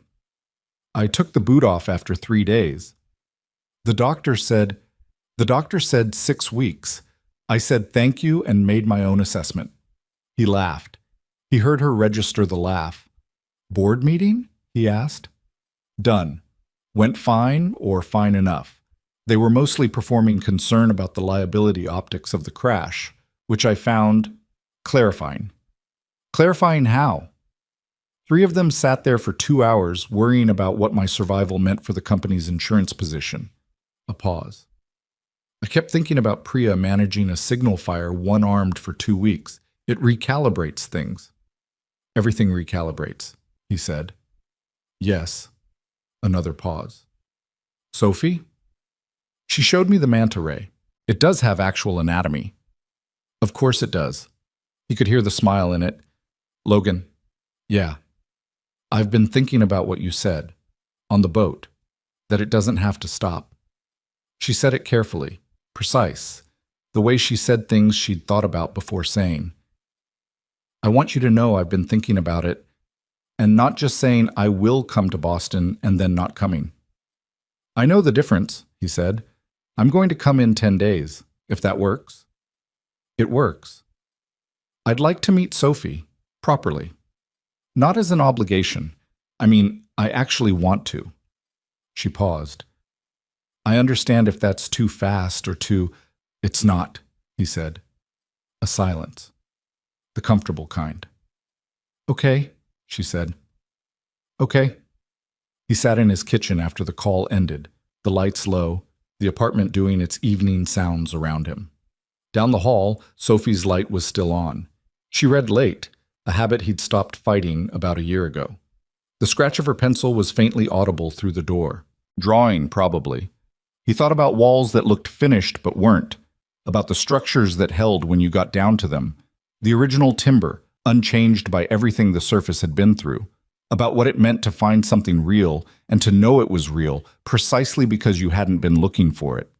He'd come home. The next thing would be its own next thing. That was enough. 3 days before Ava was due in Boston, the ankle happened. He'd been doing a site inspection on the 4th floor of the brownstone, walking a section of newly exposed floor joists, the subfloor removed, the structural members visible and in need of assessment before they could proceed. He'd done this 1,000 times. He knew the distances, knew the balance required, knew his own body's capability on uneven surfaces with his shoulder partially compromised. What he didn't account for was the joist that had been marked sound in the initial survey, but had been marked wrong. Compromised by moisture damage that hadn't been visible on the surface, that looked solid from above and wasn't. His right foot went through it to the knee. The fall wasn't long, well, maybe 6 feet to a concrete landing below, through the gap, but 6 feet with the wrong rotation was enough.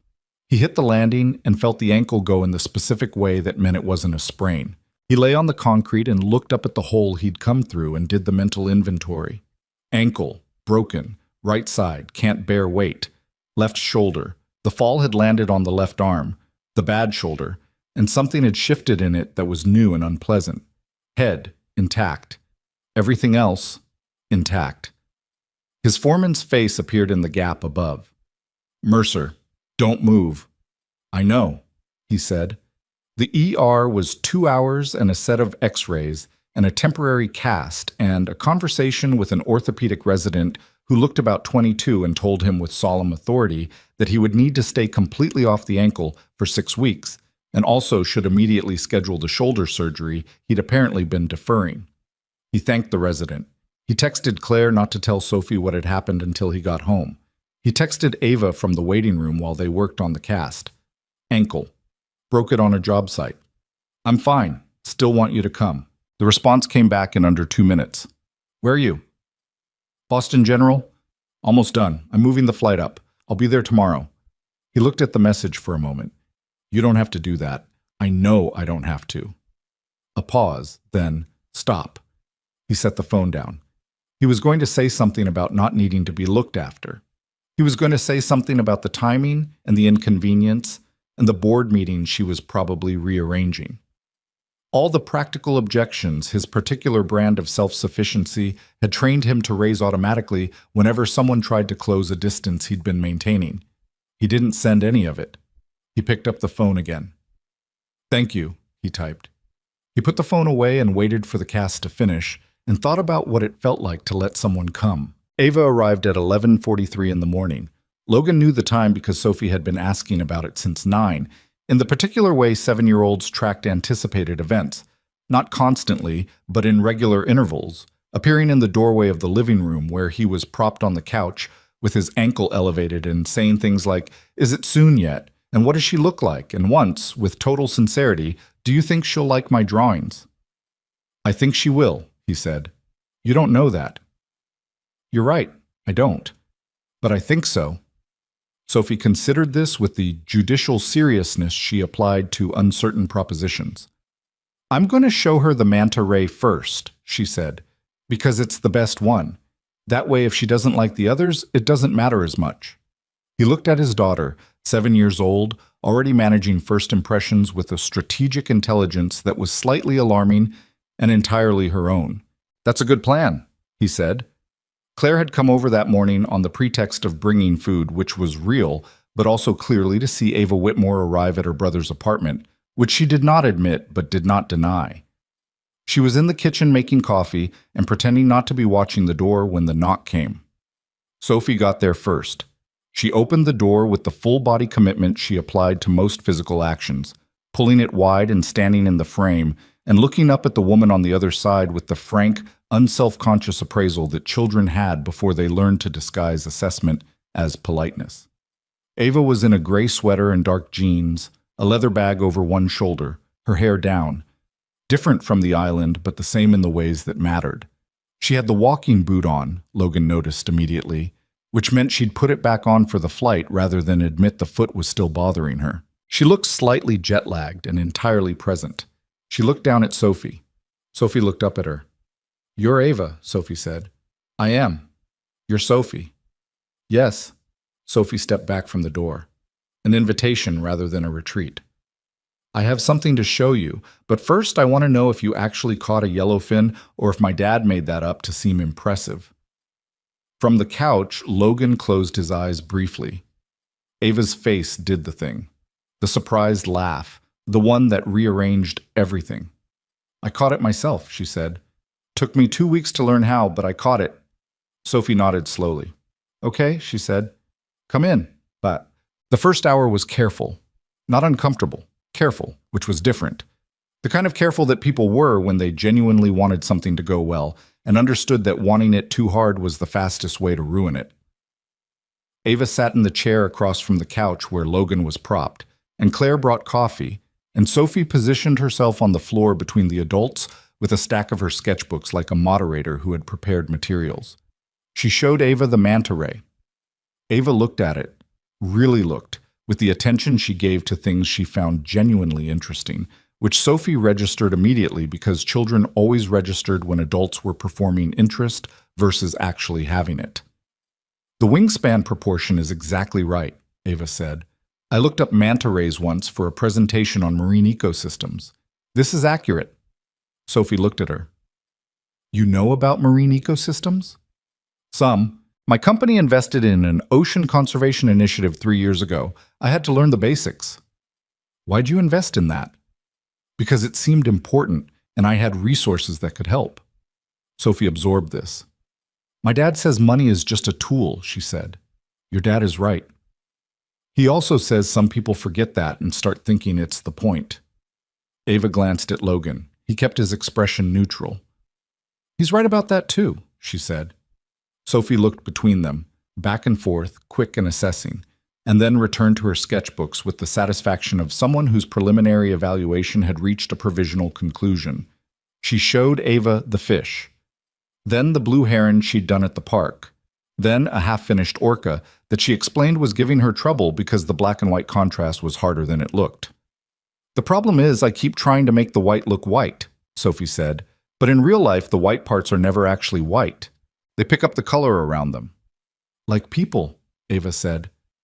Sophie looked up. "What?"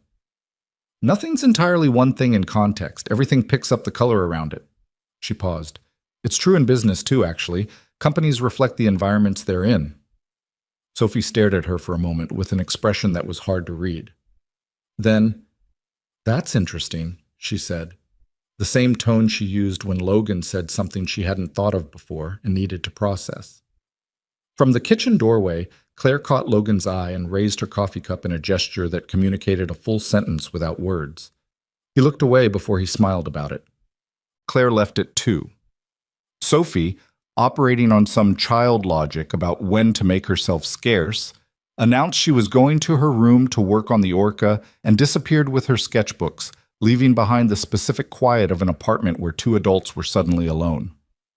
Ava moved to the couch. Not the far end. She sat where she could see his face without turning, close enough that the distance between them was no longer the careful distance of the first hour. "How bad is it actually?" she said, looking at the ankle. 6 weeks non-weight bearing, then rehab. And the shoulder? Surgery in 2 weeks. The fall aggravated it past the point of waiting. He shifted against the cushions. I'm fine. I know you're fine. I'm asking how bad it is. The distinction between fine and the honest accounting of how bad was one she'd learned from him, actually. On the island, when he'd asked her the same question and she'd tried to answer fine and he'd waited for the real answer. He recognized it coming back to him now. It's frustrating, he said. I went back to work too fast and now I'm looking at months of recovery instead of weeks. The shoulder surgery is straightforward, but the recovery is 6 months before I'm back to full capacity. He looked at the ceiling. I had 3 contracts lined up. I'm going to have to sub them out. Can you afford that? For a while. It's tight but manageable. He paused. I've been thinking about restructuring anyway. The independent contractor model has limits. If I were running a proper company with a real crew... He stopped. Say the rest of it. I've been sketching out what that would look like. An actual construction company, not just me taking contracts solo. Something that could handle larger jobs, employ people properly, build something with some permanence to it. He glanced at her. Claire thinks I've been planning it for years and using the single father logistics as a reason not to move on it. Is she right? Probably. Ava looked at him. What would it take to start it? Capital. A proper business plan. Better equipment than I own. 3 or 4 guys I trust enough to anchor the crew with. He turned his cup in his hands. It's not complicated. It's just the step from thinking about a thing to actually doing it. I know that step well, she said. It's the worst step. It is. For what it's worth, she said carefully, not making it an offer so much as an observation. I've reviewed a lot of business plans. If you ever got to the point where you had one to look at, I'm a decent reader. He looked at her. Not an offer to fund it, she said quickly. I want to be clear about that. That's not, I know what you mean. I just meant I know how to look at the structure of a plan and tell you if the bones are sound. That's all. He nodded. I'd take that. She relaxed slightly. The small release of tension that happened when she'd said something she'd been uncertain about and it had landed without detonating anything. He'd noticed that pattern in her. The way she hedged the things she most wanted to offer, building in the preemptive retreat before she'd even made the advance. Because somewhere in the history of Ava Whitmore, someone had made her believe that wanting things openly was a liability. Sophie is extraordinary, she said, shifting. I know. Not as a compliment. As a genuine, she's a real person, a complete one. At 7. She shook her head slightly.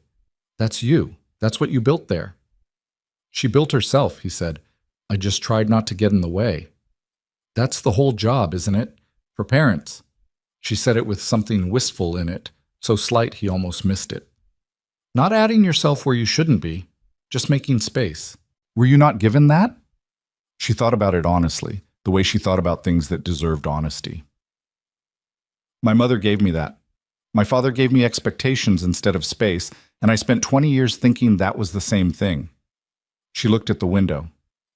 It's not. No. I became very good at meeting expectations, she said, and then I crashed into the Pacific and spent 17 days learning that expectations are the least important thing in a survival situation. What's the most important thing? She looked at him. Paying attention to what's actually in front of you, she said, not what you planned for. What's there? He held her gaze. Yeah, he said. What? She stayed 4 days. Not in his apartment. She was at a hotel in the Back Bay, which was the right call, and they both knew it without discussing it, the kind of thing that didn't need to be said because the unsaid version of it was understood. But she was in his apartment most of each day, and the rhythm of it settled into something that felt both entirely new and strangely familiar, like a building whose floor plan you'd never seen before but which somehow made immediate sense.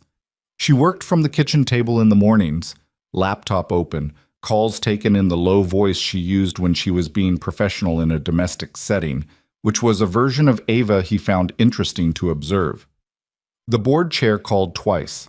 She handled both calls in under 10 minutes each and returned to whatever she'd been doing before with the focused re-entry of someone who had learned to compartmentalize without losing the thread. Sophie came home from school each afternoon and engaged Ava with the systematic curiosity she applied to everything she found worth studying. The questions evolved over the 4 days. First day was basic orientation. Second day was deeper. Third day was the kind of questions that required actual thought. If you run a company, Sophie said on day 3, sitting at the kitchen table across from Ava while Logan was in the other room on a call with his surgeon, and you make a decision that turns out to be wrong, what do you do? Ava looked up from her laptop. What kind of wrong? Wrong for the company or wrong for the people in it? Sophie considered the distinction. Both, either. If it's wrong for the company, you analyze why, correct course, and move forward. Sitting in the wrongness doesn't fix anything. She closed the laptop halfway. If it's wrong for the people, that's more complicated. Those ones stay with you longer. Do you have ones that stay with you? Yes. What do you do with them? Ava was quiet for a moment. In the other room, Logan's voice was audible, low and calm, the surgeon's office voice. I used to try to outwork them, she said. Make enough right decisions to balance the wrong ones. She paused. That doesn't actually work. The math doesn't add up that way. So what does work? Acknowledging them. Not to everyone, just to yourself.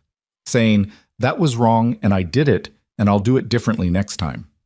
She looked at Sophie. Why do you ask? Sophie shrugged with the precision of a person who had a reason but was deciding how much to share. I made my friend Maya feel bad about her drawing, she said. I told her the proportions were off. They were, but she was sad about it, and I don't know if I should have said it. Did you say it to be helpful or to be right? Sophie was very still for a moment. To be right, she said slowly. I wanted to be right. Then that's the honest thing you know about it. What comes after that is simpler. Apologize, Sophie said. Apologize and mean it, and don't explain the apology with reasons. Just apologize. Sophie looked at her with an expression that was complex and a little startled. My dad says that too, about apologies, that explaining them ruins them. Your dad is right about a lot of things, Ava said. It's mildly annoying. Sophie almost smiled. The corner of her mouth moved and then she reined it back in, which was a thing she did when she was warming to someone and wasn't fully ready to show it. He'd watched her do it her whole life. Logan appeared in the doorway. He looked at the two of them across the kitchen table, his daughter and this woman, and felt something that he didn't try to name because naming it felt like touching something still fragile that needed more time to set. Surgery's confirmed, he said. 2 weeks. Do you need someone here for it? Ava asked. Claire will be here. I'm aware Claire will be here. That wasn't the question. He looked at her. Sophie was looking between them with the particular alert attention she deployed when adult conversations were carrying more than their surface content. I'll figure it out, he said. That's not a no, Ava said. It's not a yes either. She held his gaze steadily. Not pushing, just holding her ground, which was a different thing. He'd watched her hold her ground against worse than him. Think about it, she said, and went back to her laptop. The night before she left, they sat on his building's rooftop. He'd made it up the stairs on the crutches, with more difficulty than he admitted, and she'd carried the 2 bottles of beer without making a production of it, and they sat in folding chairs in the September air, looking at the Boston skyline doing its modest best against a clear sky. What happens when you go back, he asked. The integration work on the merger takes another 6 weeks. Then there's a capital allocation review in November that I've been putting off for 2 quarters. She turned the bottle in her hands. December is always acquisition season. Someone always wants to buy something or be bought in December. I don't know why. And underneath all that? She looked at him sideways. You've been thinking about something since you got here, he said. Not the board meetings? Something else. She was quiet for a moment. The city hummed below them. I've been thinking about what I said on the boat, she said. About not knowing why I build things. Whether it's because I want to or because I don't know how to stop. She turned her bottle slowly. I've been thinking about that a lot. And I think it was both for a long time, and they felt the same. So I never looked at the scene between them. She exhaled. The island. You can't not look at things there. There's nothing to look at instead, and I kept asking myself what I actually wanted, and the answer kept coming back to things I didn't have a budget line for. Like what? She looked at him, direct, the way she was always direct when she'd decided to be. This, she said, dinners that go long because the conversation won't stop. A kitchen that smells like something. A kid who asks questions that make me think. She paused. Someone who asks what I actually like instead of what I'm planning. He held her gaze. I'm not good at this, she said. I want to be clear about that. I've had relationships that lasted exactly as long as the other person was willing to work around my schedule and my instincts and my inability to stop managing everything. They all ended the same way. She looked at the skyline. I'm not telling you that as a warning exactly. I'm telling you because you should know what you're... Ava. What? I spent 4 years telling myself I was waiting for Sophie to be old enough. That's not patience. That's the thing you do when the actual thing feels too big. He looked at his bottle. I know what it looks like to use a good reason to avoid a scary one. She was quiet. I'm not asking you to be someone you're not, he said. I'm not asking you to be available in ways you're not. I'm asking... He stopped, thought about the wrist angle on the spear throw, the 37 fire attempts, the moment she'd let go of the laptop bag in the ocean before she'd decided to trust him. The difference between the thing you did perfectly and the thing you did honestly. I'm asking you to try. That's it. Just try and tell me when it's hard, and I'll do the same. She looked at him for a long moment. The Boston skyline did its quiet glittering. Somewhere below, a cab horn, someone's music, the city being entirely indifferent to the two of them and their particular accounting. That I can do, she said. He reached over and took her hand. She turned her palm up and held on. They sat there for a while, not filling it with anything, letting it be what it was. The shoulder surgery went without complication, 2 weeks after Ava flew back to New York. Claire was there, as promised, managing the logistics of recovery with the competent efficiency she brought to everything she did. And Sophie was a visiting presence of pure practical concern, bringing him water without being asked, monitoring his temperature with the small thermometer she designated as the official recovery thermometer, drawing at the foot of his bed while he slept so she'd be there when he woke up. Ava called every evening, not long calls. They were both practical people, and long calls for the sake of length were a kind of performance neither of them had patience for. But consistent, which mattered more than length. She called while he was in bed with his arm in a sling running through the physical therapy exercises the surgeon had sent home with him, or while she was in the back of a car between meetings, and they talked the way people talked when they'd earned a certain directness with each other. Not always about important things, not always about the island or what came next, sometimes about entirely ordinary things that turned out to feel important because of who was saying them. She told him about a meeting with her COO that had gone sideways, a disagreement about capital allocation that she'd handled well in the room and then second-guessed on the drive home. He told her about the business plan he'd started drafting from the couch, the structure of it, the crew he had in mind. She asked good questions, the kind that came from someone who understood the mechanics of building something from zero, who had done it herself and knew where the wishful thinking usually lived in a first draft. The equipment line is optimistic, she said on one of these calls. How? You've priced the machinery at current market, but not factored in lead time and transport to your typical job sites. That's not a deal killer. It just means the first-year margin is tighter than this makes it look. He looked at the draft on the coffee table. I see it, he said. The crew cost is actually conservative, which is good. You've factored real wages rather than minimum. That's a companies that last thing. I've worked for people who cut that corner, he said. I know what it costs them eventually. That section you should keep exactly as it is. A pause. The rest of the bones are sound. I told you they would be. You told me you thought they would be. There's a difference. He heard her smile. Yes, there is. Sophie appeared in the doorway, holding the orca drawing, which she had apparently resolved. She held it up for his assessment. The black and white contrast was correct now. Not fully white, not fully black, everything picking up the color around it. 1 second, he said into the phone. Then to Sophie, that's it, that's exactly it. Sophie looked at the drawing critically. The light source is still slightly off. The light source is fine. You're not objective. I'm objective. You fixed it. He gestured at the drawing. Show Ava. Sophie looked at him with the expression she reserved for things she was pretending not to want.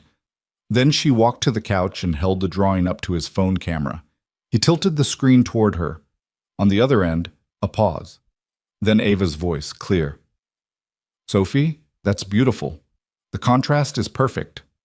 Sophie looked at the drawing, then at the phone, then, very briefly, at Logan, with an expression he would think about for years. Thank you, she said carefully. She took the drawing back to her room. Logan watched her go. She's going to be fine with this, Claire had said, 3 days ago, unprompted, while they were doing dishes. I know, he'd said. I mean, really fine, not managing it fine. Actually fine. He hadn't responded to that because his sister occasionally made observations that didn't need responses, only acknowledgement that you'd heard them. Ava came back to Boston 6 weeks after the surgery. Not for the surgery.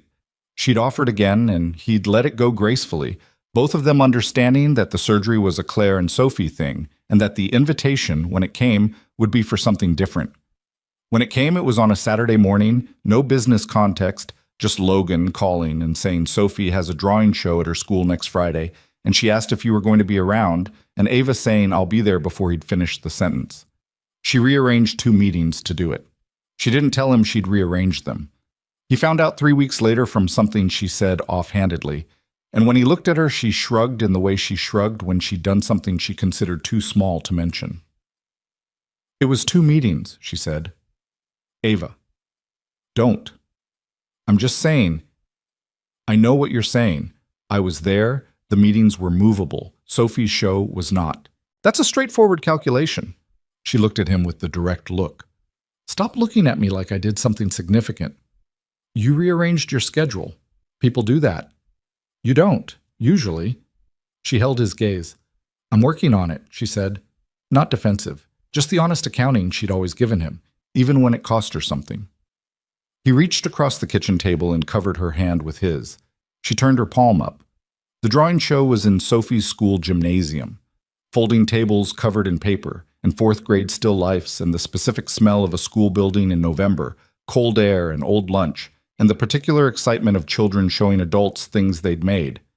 Sophie had 6 pieces on display. She stood beside them with her arms folded and her chin slightly elevated in the posture that meant she was nervous and expressing it as confidence, which was recognizably her father's trait. Ava walked the table slowly, looking at each piece the way she'd looked at the manta ray on day 1, with genuine attention, not performance. She stopped at the orca, stayed there. The light source, Sophie said. I fixed it. I can see that. How did you figure it out? I stopped trying to solve it from inside the drawing, Sophie said. I went back to the reference photos and started over from what I was actually seeing instead of what I'd already decided I was seeing. Ava looked at the drawing, then at Sophie, then briefly at Logan with an expression that was complicated and very quiet and that he understood the shape of exactly. That's a lesson that takes most people 20 years to learn, she said. My dad says the same thing about construction, Sophie said. He says the worst mistakes happen when you've already decided what you'll find when you open the wall. Ava looked at Logan. He looked back at her. He says a lot of useful things, Ava said. Sophie made the corner of the mouth movement, the warming one, the not quite yet smile.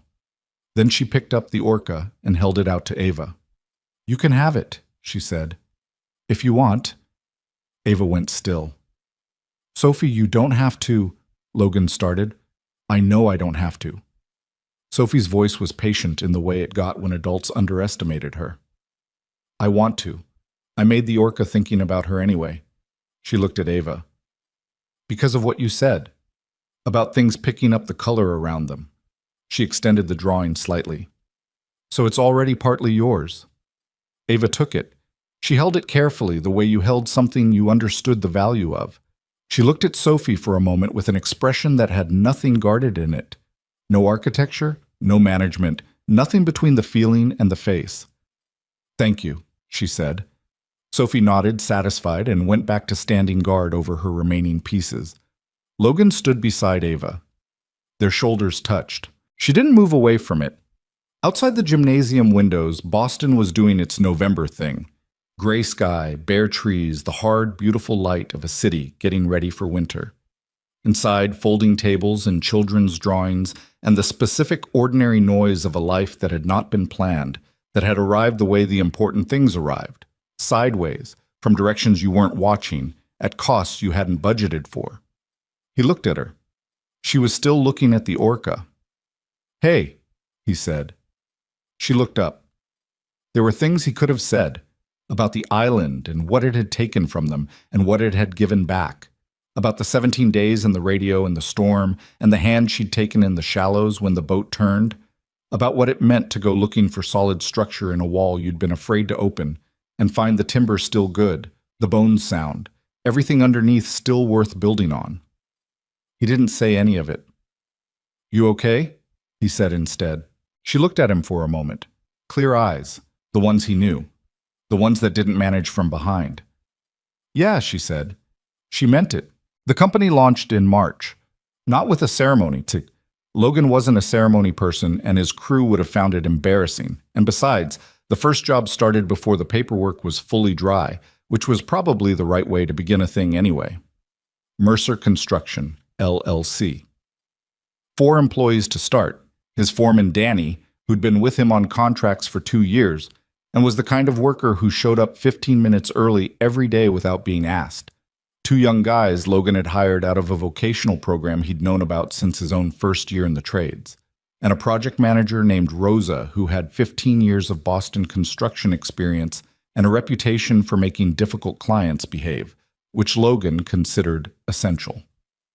The first job was a full restoration on a 1910 row house in Charlestown, gut renovation, all original character preserved, the kind of project that would take 6 months and test every system he'd built. He walked the site on the first morning with Danny, going room by room the way he always did, opening walls, reading the structure, finding out what was actually there versus what the plan said was there. The bones were good. "Original timber," Danny said, running a hand along an exposed joist. "Oak. You don't see this anymore." "No," Logan said. "You don't." He stood in the gutted interior of that first room and looked at a 100-year-old structure that had survived everything the century had put it through. 2 wars, a depression, decades of bad renovation decisions layered one on top of another, each owner covering the previous one's mistakes with their own. And underneath all of it, the original frame, solid, waiting. Something in him recognized it from the inside. The shoulder had healed well enough. Not perfectly. The surgeon had been honest about that. There would always be a degree of reduced range of motion on the left side, and he'd accepted that with the equanimity of someone who had learned to take physical inventory without editorializing. He could do the work. He was doing the work. That was enough. Ava drove up from New York on the second Friday of March, arriving in the early evening with a bag over one shoulder and the specific tiredness of someone who'd been in a car for 4 hours after a full day of meetings and was choosing not to mention it. Sophie answered the door before Logan could get there. She'd been expecting the knock, had been watching for headlights from the window, which she denied when asked. "You're later than you said," Sophie told her. "Traffic on 95, Ava said. "I'm sorry." Sophie studied her briefly. "Did you eat?" "Not since lunch." "My dad made pasta," Sophie said, stepping back from the door. "There's enough." She went back to the kitchen table and her homework without ceremony, and Ava came in and set her bag down and looked at Logan with an expression that was simply happy to be there, in the unguarded way she'd been letting herself be happy since the drawing show in November. "She asked if you ate," Logan said. "I heard." "She's never done that with anyone before." "I know." Ava kept her voice even. "Don't make it a big thing." "I'm not making it a big thing." "You're doing the thing with your face." "I have one face." "You have several, and the one you're doing right now is the making it a big thing face." She sat down at the kitchen table, 3 chairs from Sophie, and looked at the homework spread in front of his daughter. "What is it?" "Long division," Sophie said, with the tone of someone describing a personal injustice. "I was terrible at long division." Sophie looked up. "You were?" "Completely. I kept trying to do it in my head instead of writing the steps down." Ava tilted her head at the worksheet. "You're doing the same thing. Look, you've got the setup right, but then you're jumping to the answer without the subtraction step. Sophie looked at the paper. I can see it in my head.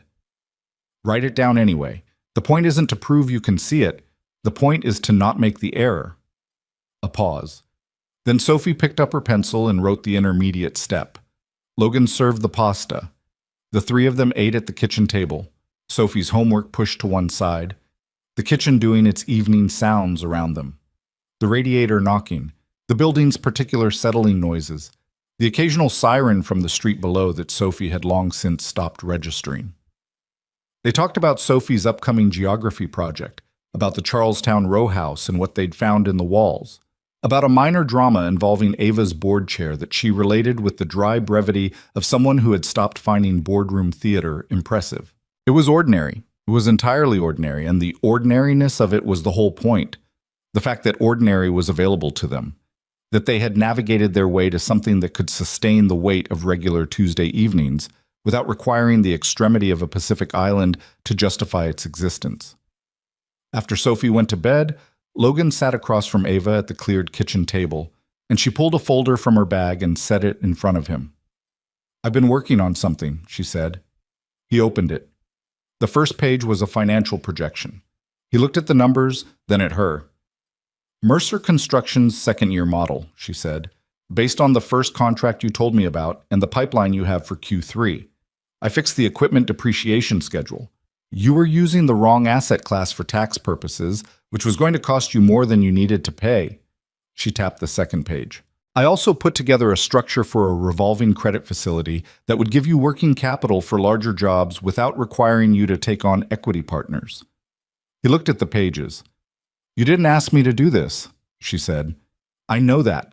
I did it because I wanted to, and because I'm good at it, and because... She paused.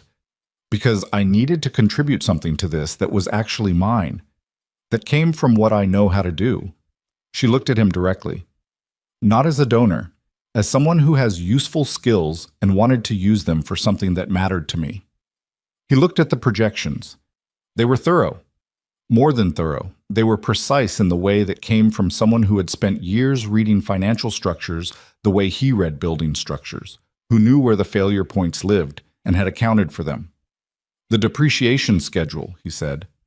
You're right. I knew it was off. Your accountant should have caught it. My accountant is my friend Mike, who does taxes for half the contractors in South Boston and charges me accordingly. You should get a better accountant. I'm aware. He looked at the credit facility structure. This is good. I know it is. He looked up. She was watching him with the measured attention she gave to things she'd invested in, waiting for the actual assessment, not the courtesy response. Thank you, he said. You're welcome. I mean it. I know you do. That's why I did it. She closed the folder slightly. The company is going to work, Logan. The bones are sound.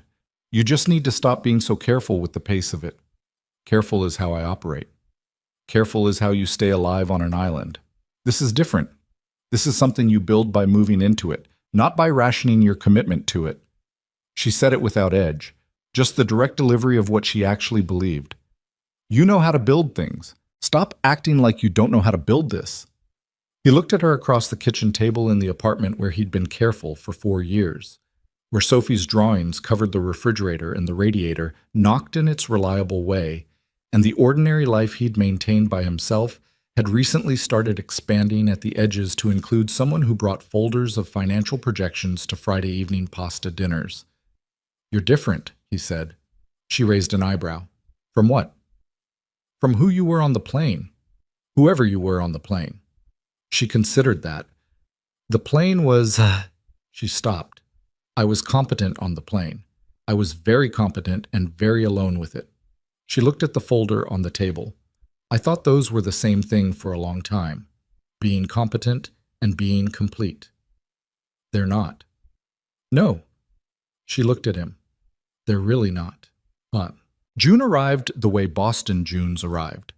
Tentatively at first, the city testing the warmth before committing to it, and then all at once, the trees along the streets going fully green overnight in the way that always surprised Logan regardless of how many years he'd watched it happen. The Charlestown row house was ahead of schedule, the bones proving as sound as the first inspection had suggested. Rosa had the client managed with her characteristic firm grace. Danny ran the crew with the reliability that made Logan trust him with sites he wasn't physically present on, which was necessary given the ankle's continuing insistence on making certain positions uncomfortable. The company's second contract had been signed in April, a larger job, a commercial renovation in Cambridge, the kind that required a full permit package and a project plan of the quality that Logan now knew how to write. He'd sent the application to the Business Development Fund in April, the one Ava had identified in February as the right vehicle for a first-year construction company with a strong pipeline and a founder with military background. He'd written the business plan himself, 8 drafts, which Ava had read 4 of, commenting without softening the parts that needed work. He'd presented to the fund committee in May, in a conference room in downtown Boston, in clothes that fit correctly, and with a projector he'd borrowed from Rosa and a presentation he'd built from scratch, because he understood that borrowing someone else's structure for a thing that was fundamentally yours produced an answer that was fundamentally not yours. The fund had approved him in the 3rd week of May. Not the full amount he'd asked for, 80% of it, with a provision for the remaining 20 contingent on the Cambridge job's completion. He'd called Ava from the parking garage after the meeting, before he called Claire, before he called Danny, before he called anyone. They approved it, he said. A silence on her end, then, 80 or full? 80 with a conditional 20. That's standard for a first-year company. That's a yes. I know it's a yes. Then why do you sound like you're still deciding whether to believe it? He was standing in a concrete parking garage in downtown Boston, in clothes that fit correctly, looking at his own reflection in the side window of a car he didn't own. Because things I want don't always... He stopped. Finish it, she said. Because things I want don't always stay, he said. The line was quiet for a moment. I know, she said, not dismissively, with the weight of someone who understood the specific cost of saying the true thing. I'm working on it, he said. I know that too. He stood in the parking garage a moment longer. Ava. Yeah, I want to show you something, he said. In a few weeks. I want to take you and Sophie somewhere. I've been thinking about it for a while. Where? Back, he said. I want to go back. A pause. The island. The Coast Guard gave me coordinates when they processed our rescue report. The island has a name. It's in the outer Tongan archipelago. Small, technically uninhabited. There are charter boats that run the outer islands. He watched his own reflection. I keep thinking that the place where something happened to you either owns you or you own it, and I'd rather own it. She was quiet for longer this time. Sophie, she said, I want to ask her. Her choice. Logan, are you sure? That place kept us alive, he said. I'd rather it be ours than be something we never look at again. Another silence. He could feel her thinking, not the managed thinking, the real kind, the kind she did when something actually reached her. Okay, she said. Yeah? Yes. A beat. Ask Sophie.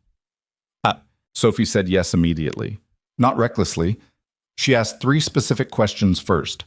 How long was the boat ride? Were there sharks in the water near the island, and would she be able to draw there? Logan answered, about 2 hours on a charter from the nearest inhabited island, probably but not aggressively so, and yes. She thought about it for another 30 seconds, and then said yes in the tone she used when she'd completed her assessment and reached a conclusion. They flew to Tonga in the 2nd week of August, a year and 3 weeks after the crash.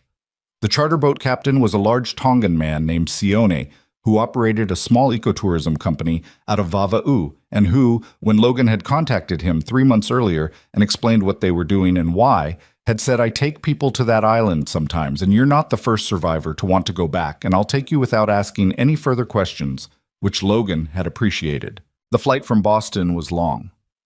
Sophie slept across 2 seats with her head in Logan's lap for 6 hours, her sketchbook loosely held in one hand even in sleep, and Ava sat beside him in the window seat with her laptop open and her reading glasses on, working through a document she'd been annotating for the better part of a week. At some point over the international dateline, she closed the laptop and looked at the dark outside the window, and then at him. "Are you okay?" she asked. "Yeah. You haven't slept." "I'll sleep on the connection." She looked at him in the way she'd developed, the look that didn't accept fine as a complete answer. "Tell me the real version." He adjusted the blanket over Sophie's shoulders. "I've been thinking about what I said to Sophie on the phone that night, from Fiji, that I knew I was coming home because I said I would."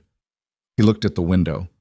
"I believed it when I said it. I just don't know if believing it was what made it true, or if I got lucky." "Does that distinction matter to you?" "It matters to whether the lesson was real." She took her reading glasses off, folded them. "I think—" She paused, organizing it. "I think what made it true wasn't the belief exactly. It was the next thing. Always the next thing. The water source, the signal fire, the radio." She turned the glasses over in her hand. "The belief kept you going between next things. But the things were real." He looked at her. "You built your way home," she said. "That's what you do. That's what you've always done." She gestured slightly at the sleeping 7-year-old between them. "That's the lesson." He was quiet for a moment. Outside the plane window, the Pacific was somewhere below the clouds, dark and indifferent and vast, the same ocean it had always been. "You think about it differently than I do," he said. "Which part?" "The island. What it was." He turned to look at her. "I think about it as something that happened to us. You think about it as something that showed us something." She held his gaze. "Aren't those the same thing?" "No," he said. "One you survive, the other you use." She looked at him for a long moment. "Both," she said. "It was both." He nodded. She reached across Sophie's sleeping form and found his hand. He held on. 6. The island looked smaller than memory had made it. That was the first thing, the way the mind inflated places where significant things had happened, and then reality arrived and showed you the actual dimensions. The beach was maybe 150 meters of visible coastline before it curved. The tree line was close. The whole of it was compact, survivable in a way that was obvious now, standing outside it, that had not been obvious from the inside of it. Siona anchored the charter in a sheltered cove and brought them ashore in a small inflatable. Sophie jumped out before it reached the sand, wading in knee-deep, her sketchbook held over her head to keep it dry, looking around with the open-faced attention she gave to new places. Logan stepped onto the beach. He'd expected something, some strong returning feeling, the body's archive, releasing something overwhelming. What he felt instead was quieter than that. Recognition, mostly. The specific recognition of a place you knew with your body rather than your mind, the angle of the light, the particular smell of the tree line, the sound the waves made against this specific stretch of sand that was different from the sound they made everywhere else because the reef profile was different here. And he'd spent 17 days learning that sound until it was as familiar as his own breathing. Ava stepped onto the beach beside him.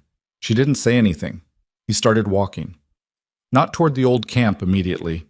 He let himself feel the geography first, moving along the beach in the direction he'd walked 100 times on his daily perimeter checks.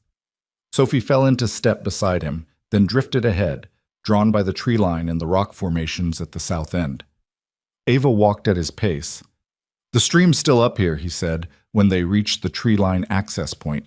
The bark score marks he'd made with the pocket knife were still visible on the tree trunks, faded but legible. Shallow cuts that the wood had grown around at the edges, the tree incorporating the damage into itself, which was what trees did.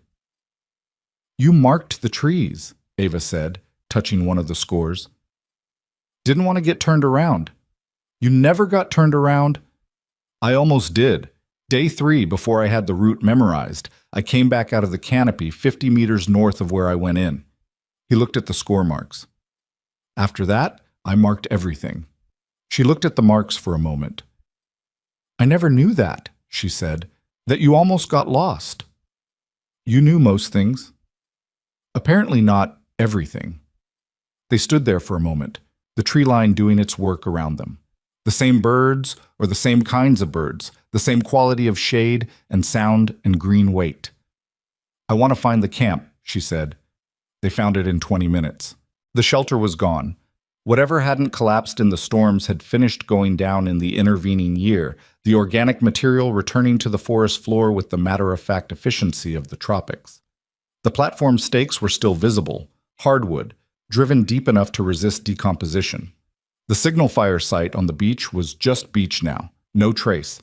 The section of fuselage they'd used as a water container was still there, half buried in sand, oxidizing slowly into the coastal chemistry.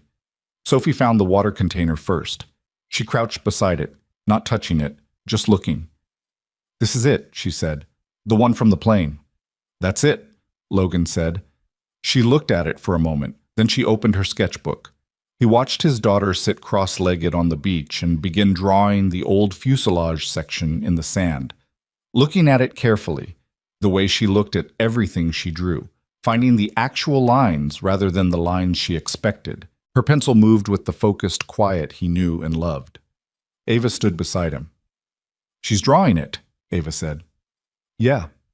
"Why?" "Because she wants to," he said. "Because it's real, and she wants to make it permanent." Ava looked at Sophie, drawing for a moment. Something moved through her face. The complicated kind of emotion that didn't have a single clean name, that was built from several things at once, gratitude and grief, and the particular tenderness that came from watching a child treat the world with more seriousness than the world usually asked of them. "I need to tell you something," Ava said.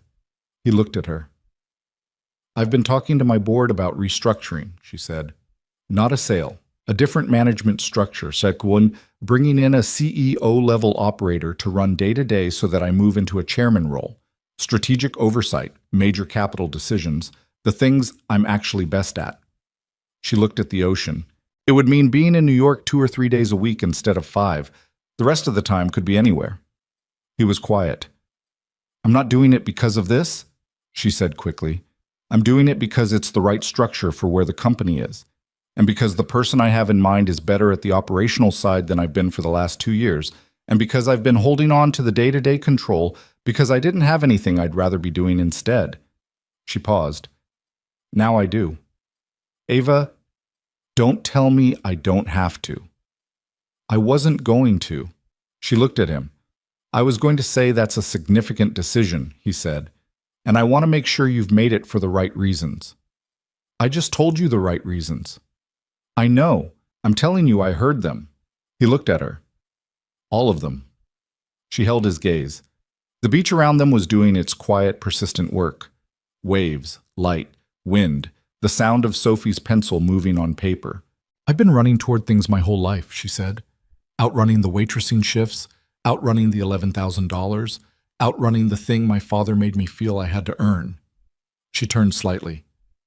"I crashed into the Pacific and you pulled me out of the water and I had 17 days with nothing to run toward, and I found out that I was—" She stopped. "What?" "Okay," she said. "I was okay. Without the running. Underneath it, I was just a person, like anyone else." She looked at her hands. That was the first surprise. The second one was that I didn't want to lose it when we got off the island. The okayness of it. The being present for what's actually in front of you. She looked at him. "You're in front of me. Sophie's in front of me. The company is a structure instead of an identity. That's in front of me. I'm choosing to look at what's actually there." He reached for her face. She leaned into his hand. "I need to ask you something," he said. "Okay." "I've been thinking about it since Boston." He lowered his hand. "Since the drawing show. Since Sophie gave you the orca." He reached into the pocket of his jacket, the lightweight one he'd worn against the Tongan heat, the one that had a pocket deep enough to have been carrying something for the past 4 days without mentioning it. "I've been carrying this since we left." He held up a ring. Simple. White gold, a single inset stone, not large, the kind of thing that had been chosen for its clarity rather than its size. He'd had it made by a jeweler in Cambridge who did custom work based on a description of old maps, one of the Age of Exploration ones, with the coastline slightly wrong, beautiful precisely because of what they didn't know yet. The stone was set in a bezel that echoed the lines of an old cartouche. Ava went very still. I know the timing is, he started. Logan. I know we've been doing this less than a year in any formal Logan. And I know your life is in New York and mine is in Boston, and there are 1,000 logistical Logan. Her voice was steady. Stop managing the ask. He stopped. She looked at the ring, then at him. I found a map once, she said slowly, from 1587 that showed California as an island. Her voice was doing something he'd only heard a few times. The stripped bare version, nothing between the feeling and the words. The cartographer drew what he understood at the time and called it true. He didn't know he was wrong. He was working from everything he had. She looked at the ring again. I've had maps of myself that were wrong like that. Places I marked as solid that weren't. Coastlines I drew with confidence that didn't match the territory. She looked up. You are the first person who ever asked me to look at the actual terrain instead of my map of it. He held the ring. Ask me, she said. Ava Whitmore, he said. Will you marry me? Sophie, who had apparently been listening for at least the last 30 seconds with her sketchbook lowered and her pencil still, said from approximately 10 feet away, She's going to say yes. Ava laughed. The real one, the surprised one, the one that changed everything. Then she looked at Logan. She's right, Ava said. He put the ring on her finger. It fit. He'd guessed the size from memory, from 17 days of close observation, from knowing her hands the way you knew the hands of someone you'd watched build fires and catch fish and grip spear shafts and press against her mouth in moments when she was holding herself together by force of will. He'd guessed correctly. Sophie came to stand beside them. She looked at the ring with the same systematic attention she gave to everything. That's good, she said, with the authority of someone whose aesthetic judgment she'd been developing since she could hold a pencil. Thank you, Ava said. The stone is the same color as the ocean here, Sophie said. Did you do that on purpose? Logan looked at Ava. Yes, he said. Sophie looked between them. She was 8 now. Had been for 3 weeks. The birthday party small and specific and exactly what she'd asked for, which was a trip to the aquarium with 3 friends and Ava, who had driven up from New York and spent 45 minutes explaining manta ray biology to 4 8-year-olds with the seriousness of a TED Talk, which they had received with complete sincerity. Sophie, who had been angry for a week when Logan came home from the hospital the year before, and then had held him for a long time without saying anything about why she was angry, because she was his daughter, and she dealt with fear by converting it to action and then to silence. Sophie, who gave her best drawing to someone she'd decided mattered before she was ready to say out loud that they mattered. Sophie, who asked the real questions, not the polite ones, not the ones designed to produce comfortable answers, and who was going to be, Logan thought, an extraordinary version of whatever she decided to become. She looked at the ring one more time. Then she went back to her sketchbook and sat down in the sand and resumed drawing the old fuselage section with the complete focus of someone who had assessed the situation, found it satisfactory, and returned to her work. Logan and Ava stood on the beach. The island was the same island. The Pacific was the same Pacific. The waves came in with the same indifference they'd always had, not caring what they witnessed, not marking the occasion, doing what they did with the steady impersonal persistence that made them something you could count on even when you couldn't count on anything else. Logan thought about what it meant, what the whole of it meant, from the seat cushion in the water on day 1 to this beach on this afternoon, with the ring on Ava's finger and his daughter drawing beside them.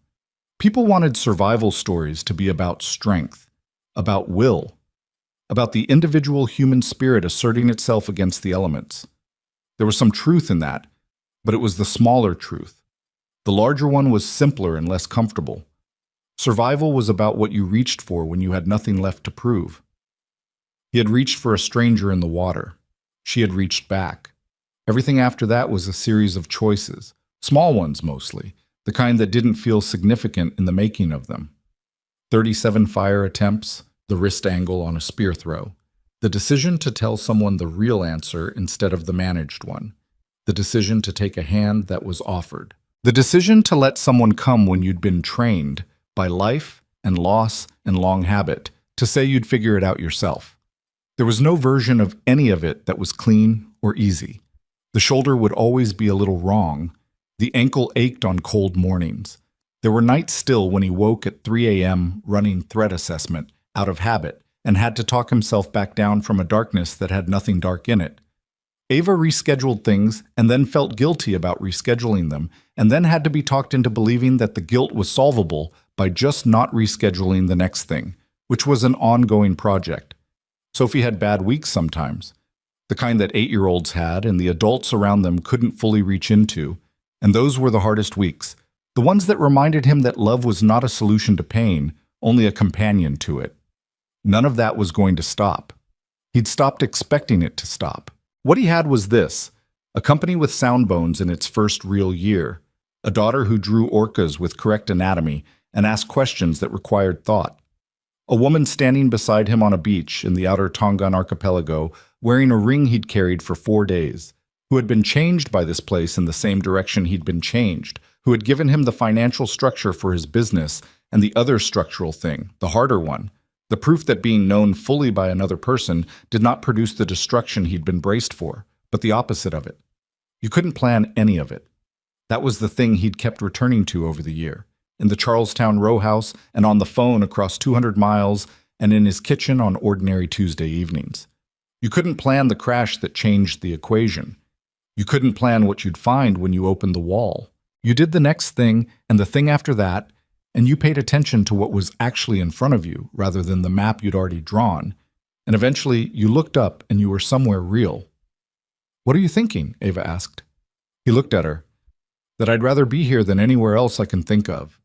She looked at the ocean for a moment, at Sophie drawing in the sand, at the old fuselage section oxidizing quietly back into the earth, at the beach that had been their world for 17 days and was now just a place they'd been, a place they'd chosen to return to on their own terms, a place that belonged to them now instead of the other way around. "Me too," she said. The sun was moving toward the horizon in its unhurried way, the light changing the color of everything the way light did near water, turning ordinary things luminous for a while before the dark came. Sophie looked up from her sketchbook, considered the light quality, and made a small adjustment to what she was drawing. They stood there, the three of them, in the changing light. Not survivors anymore. Not people defined by what had almost taken them. Just a family. Imperfect in the specific ways that all real families were imperfect. Assembled from loss and chance and a series of small choices that had added up to something neither of them had been looking for and both of them had needed. The ocean kept coming. It always did. That was the thing about the ocean. It didn't care about your plans or your fear or the careful maps you'd drawn of your own life. It just kept moving, and you could drown in it, or you could learn to read it. And if you were very lucky, and if you paid attention, you might find that the thing that almost killed you was also the thing that finally, completely, brought you home.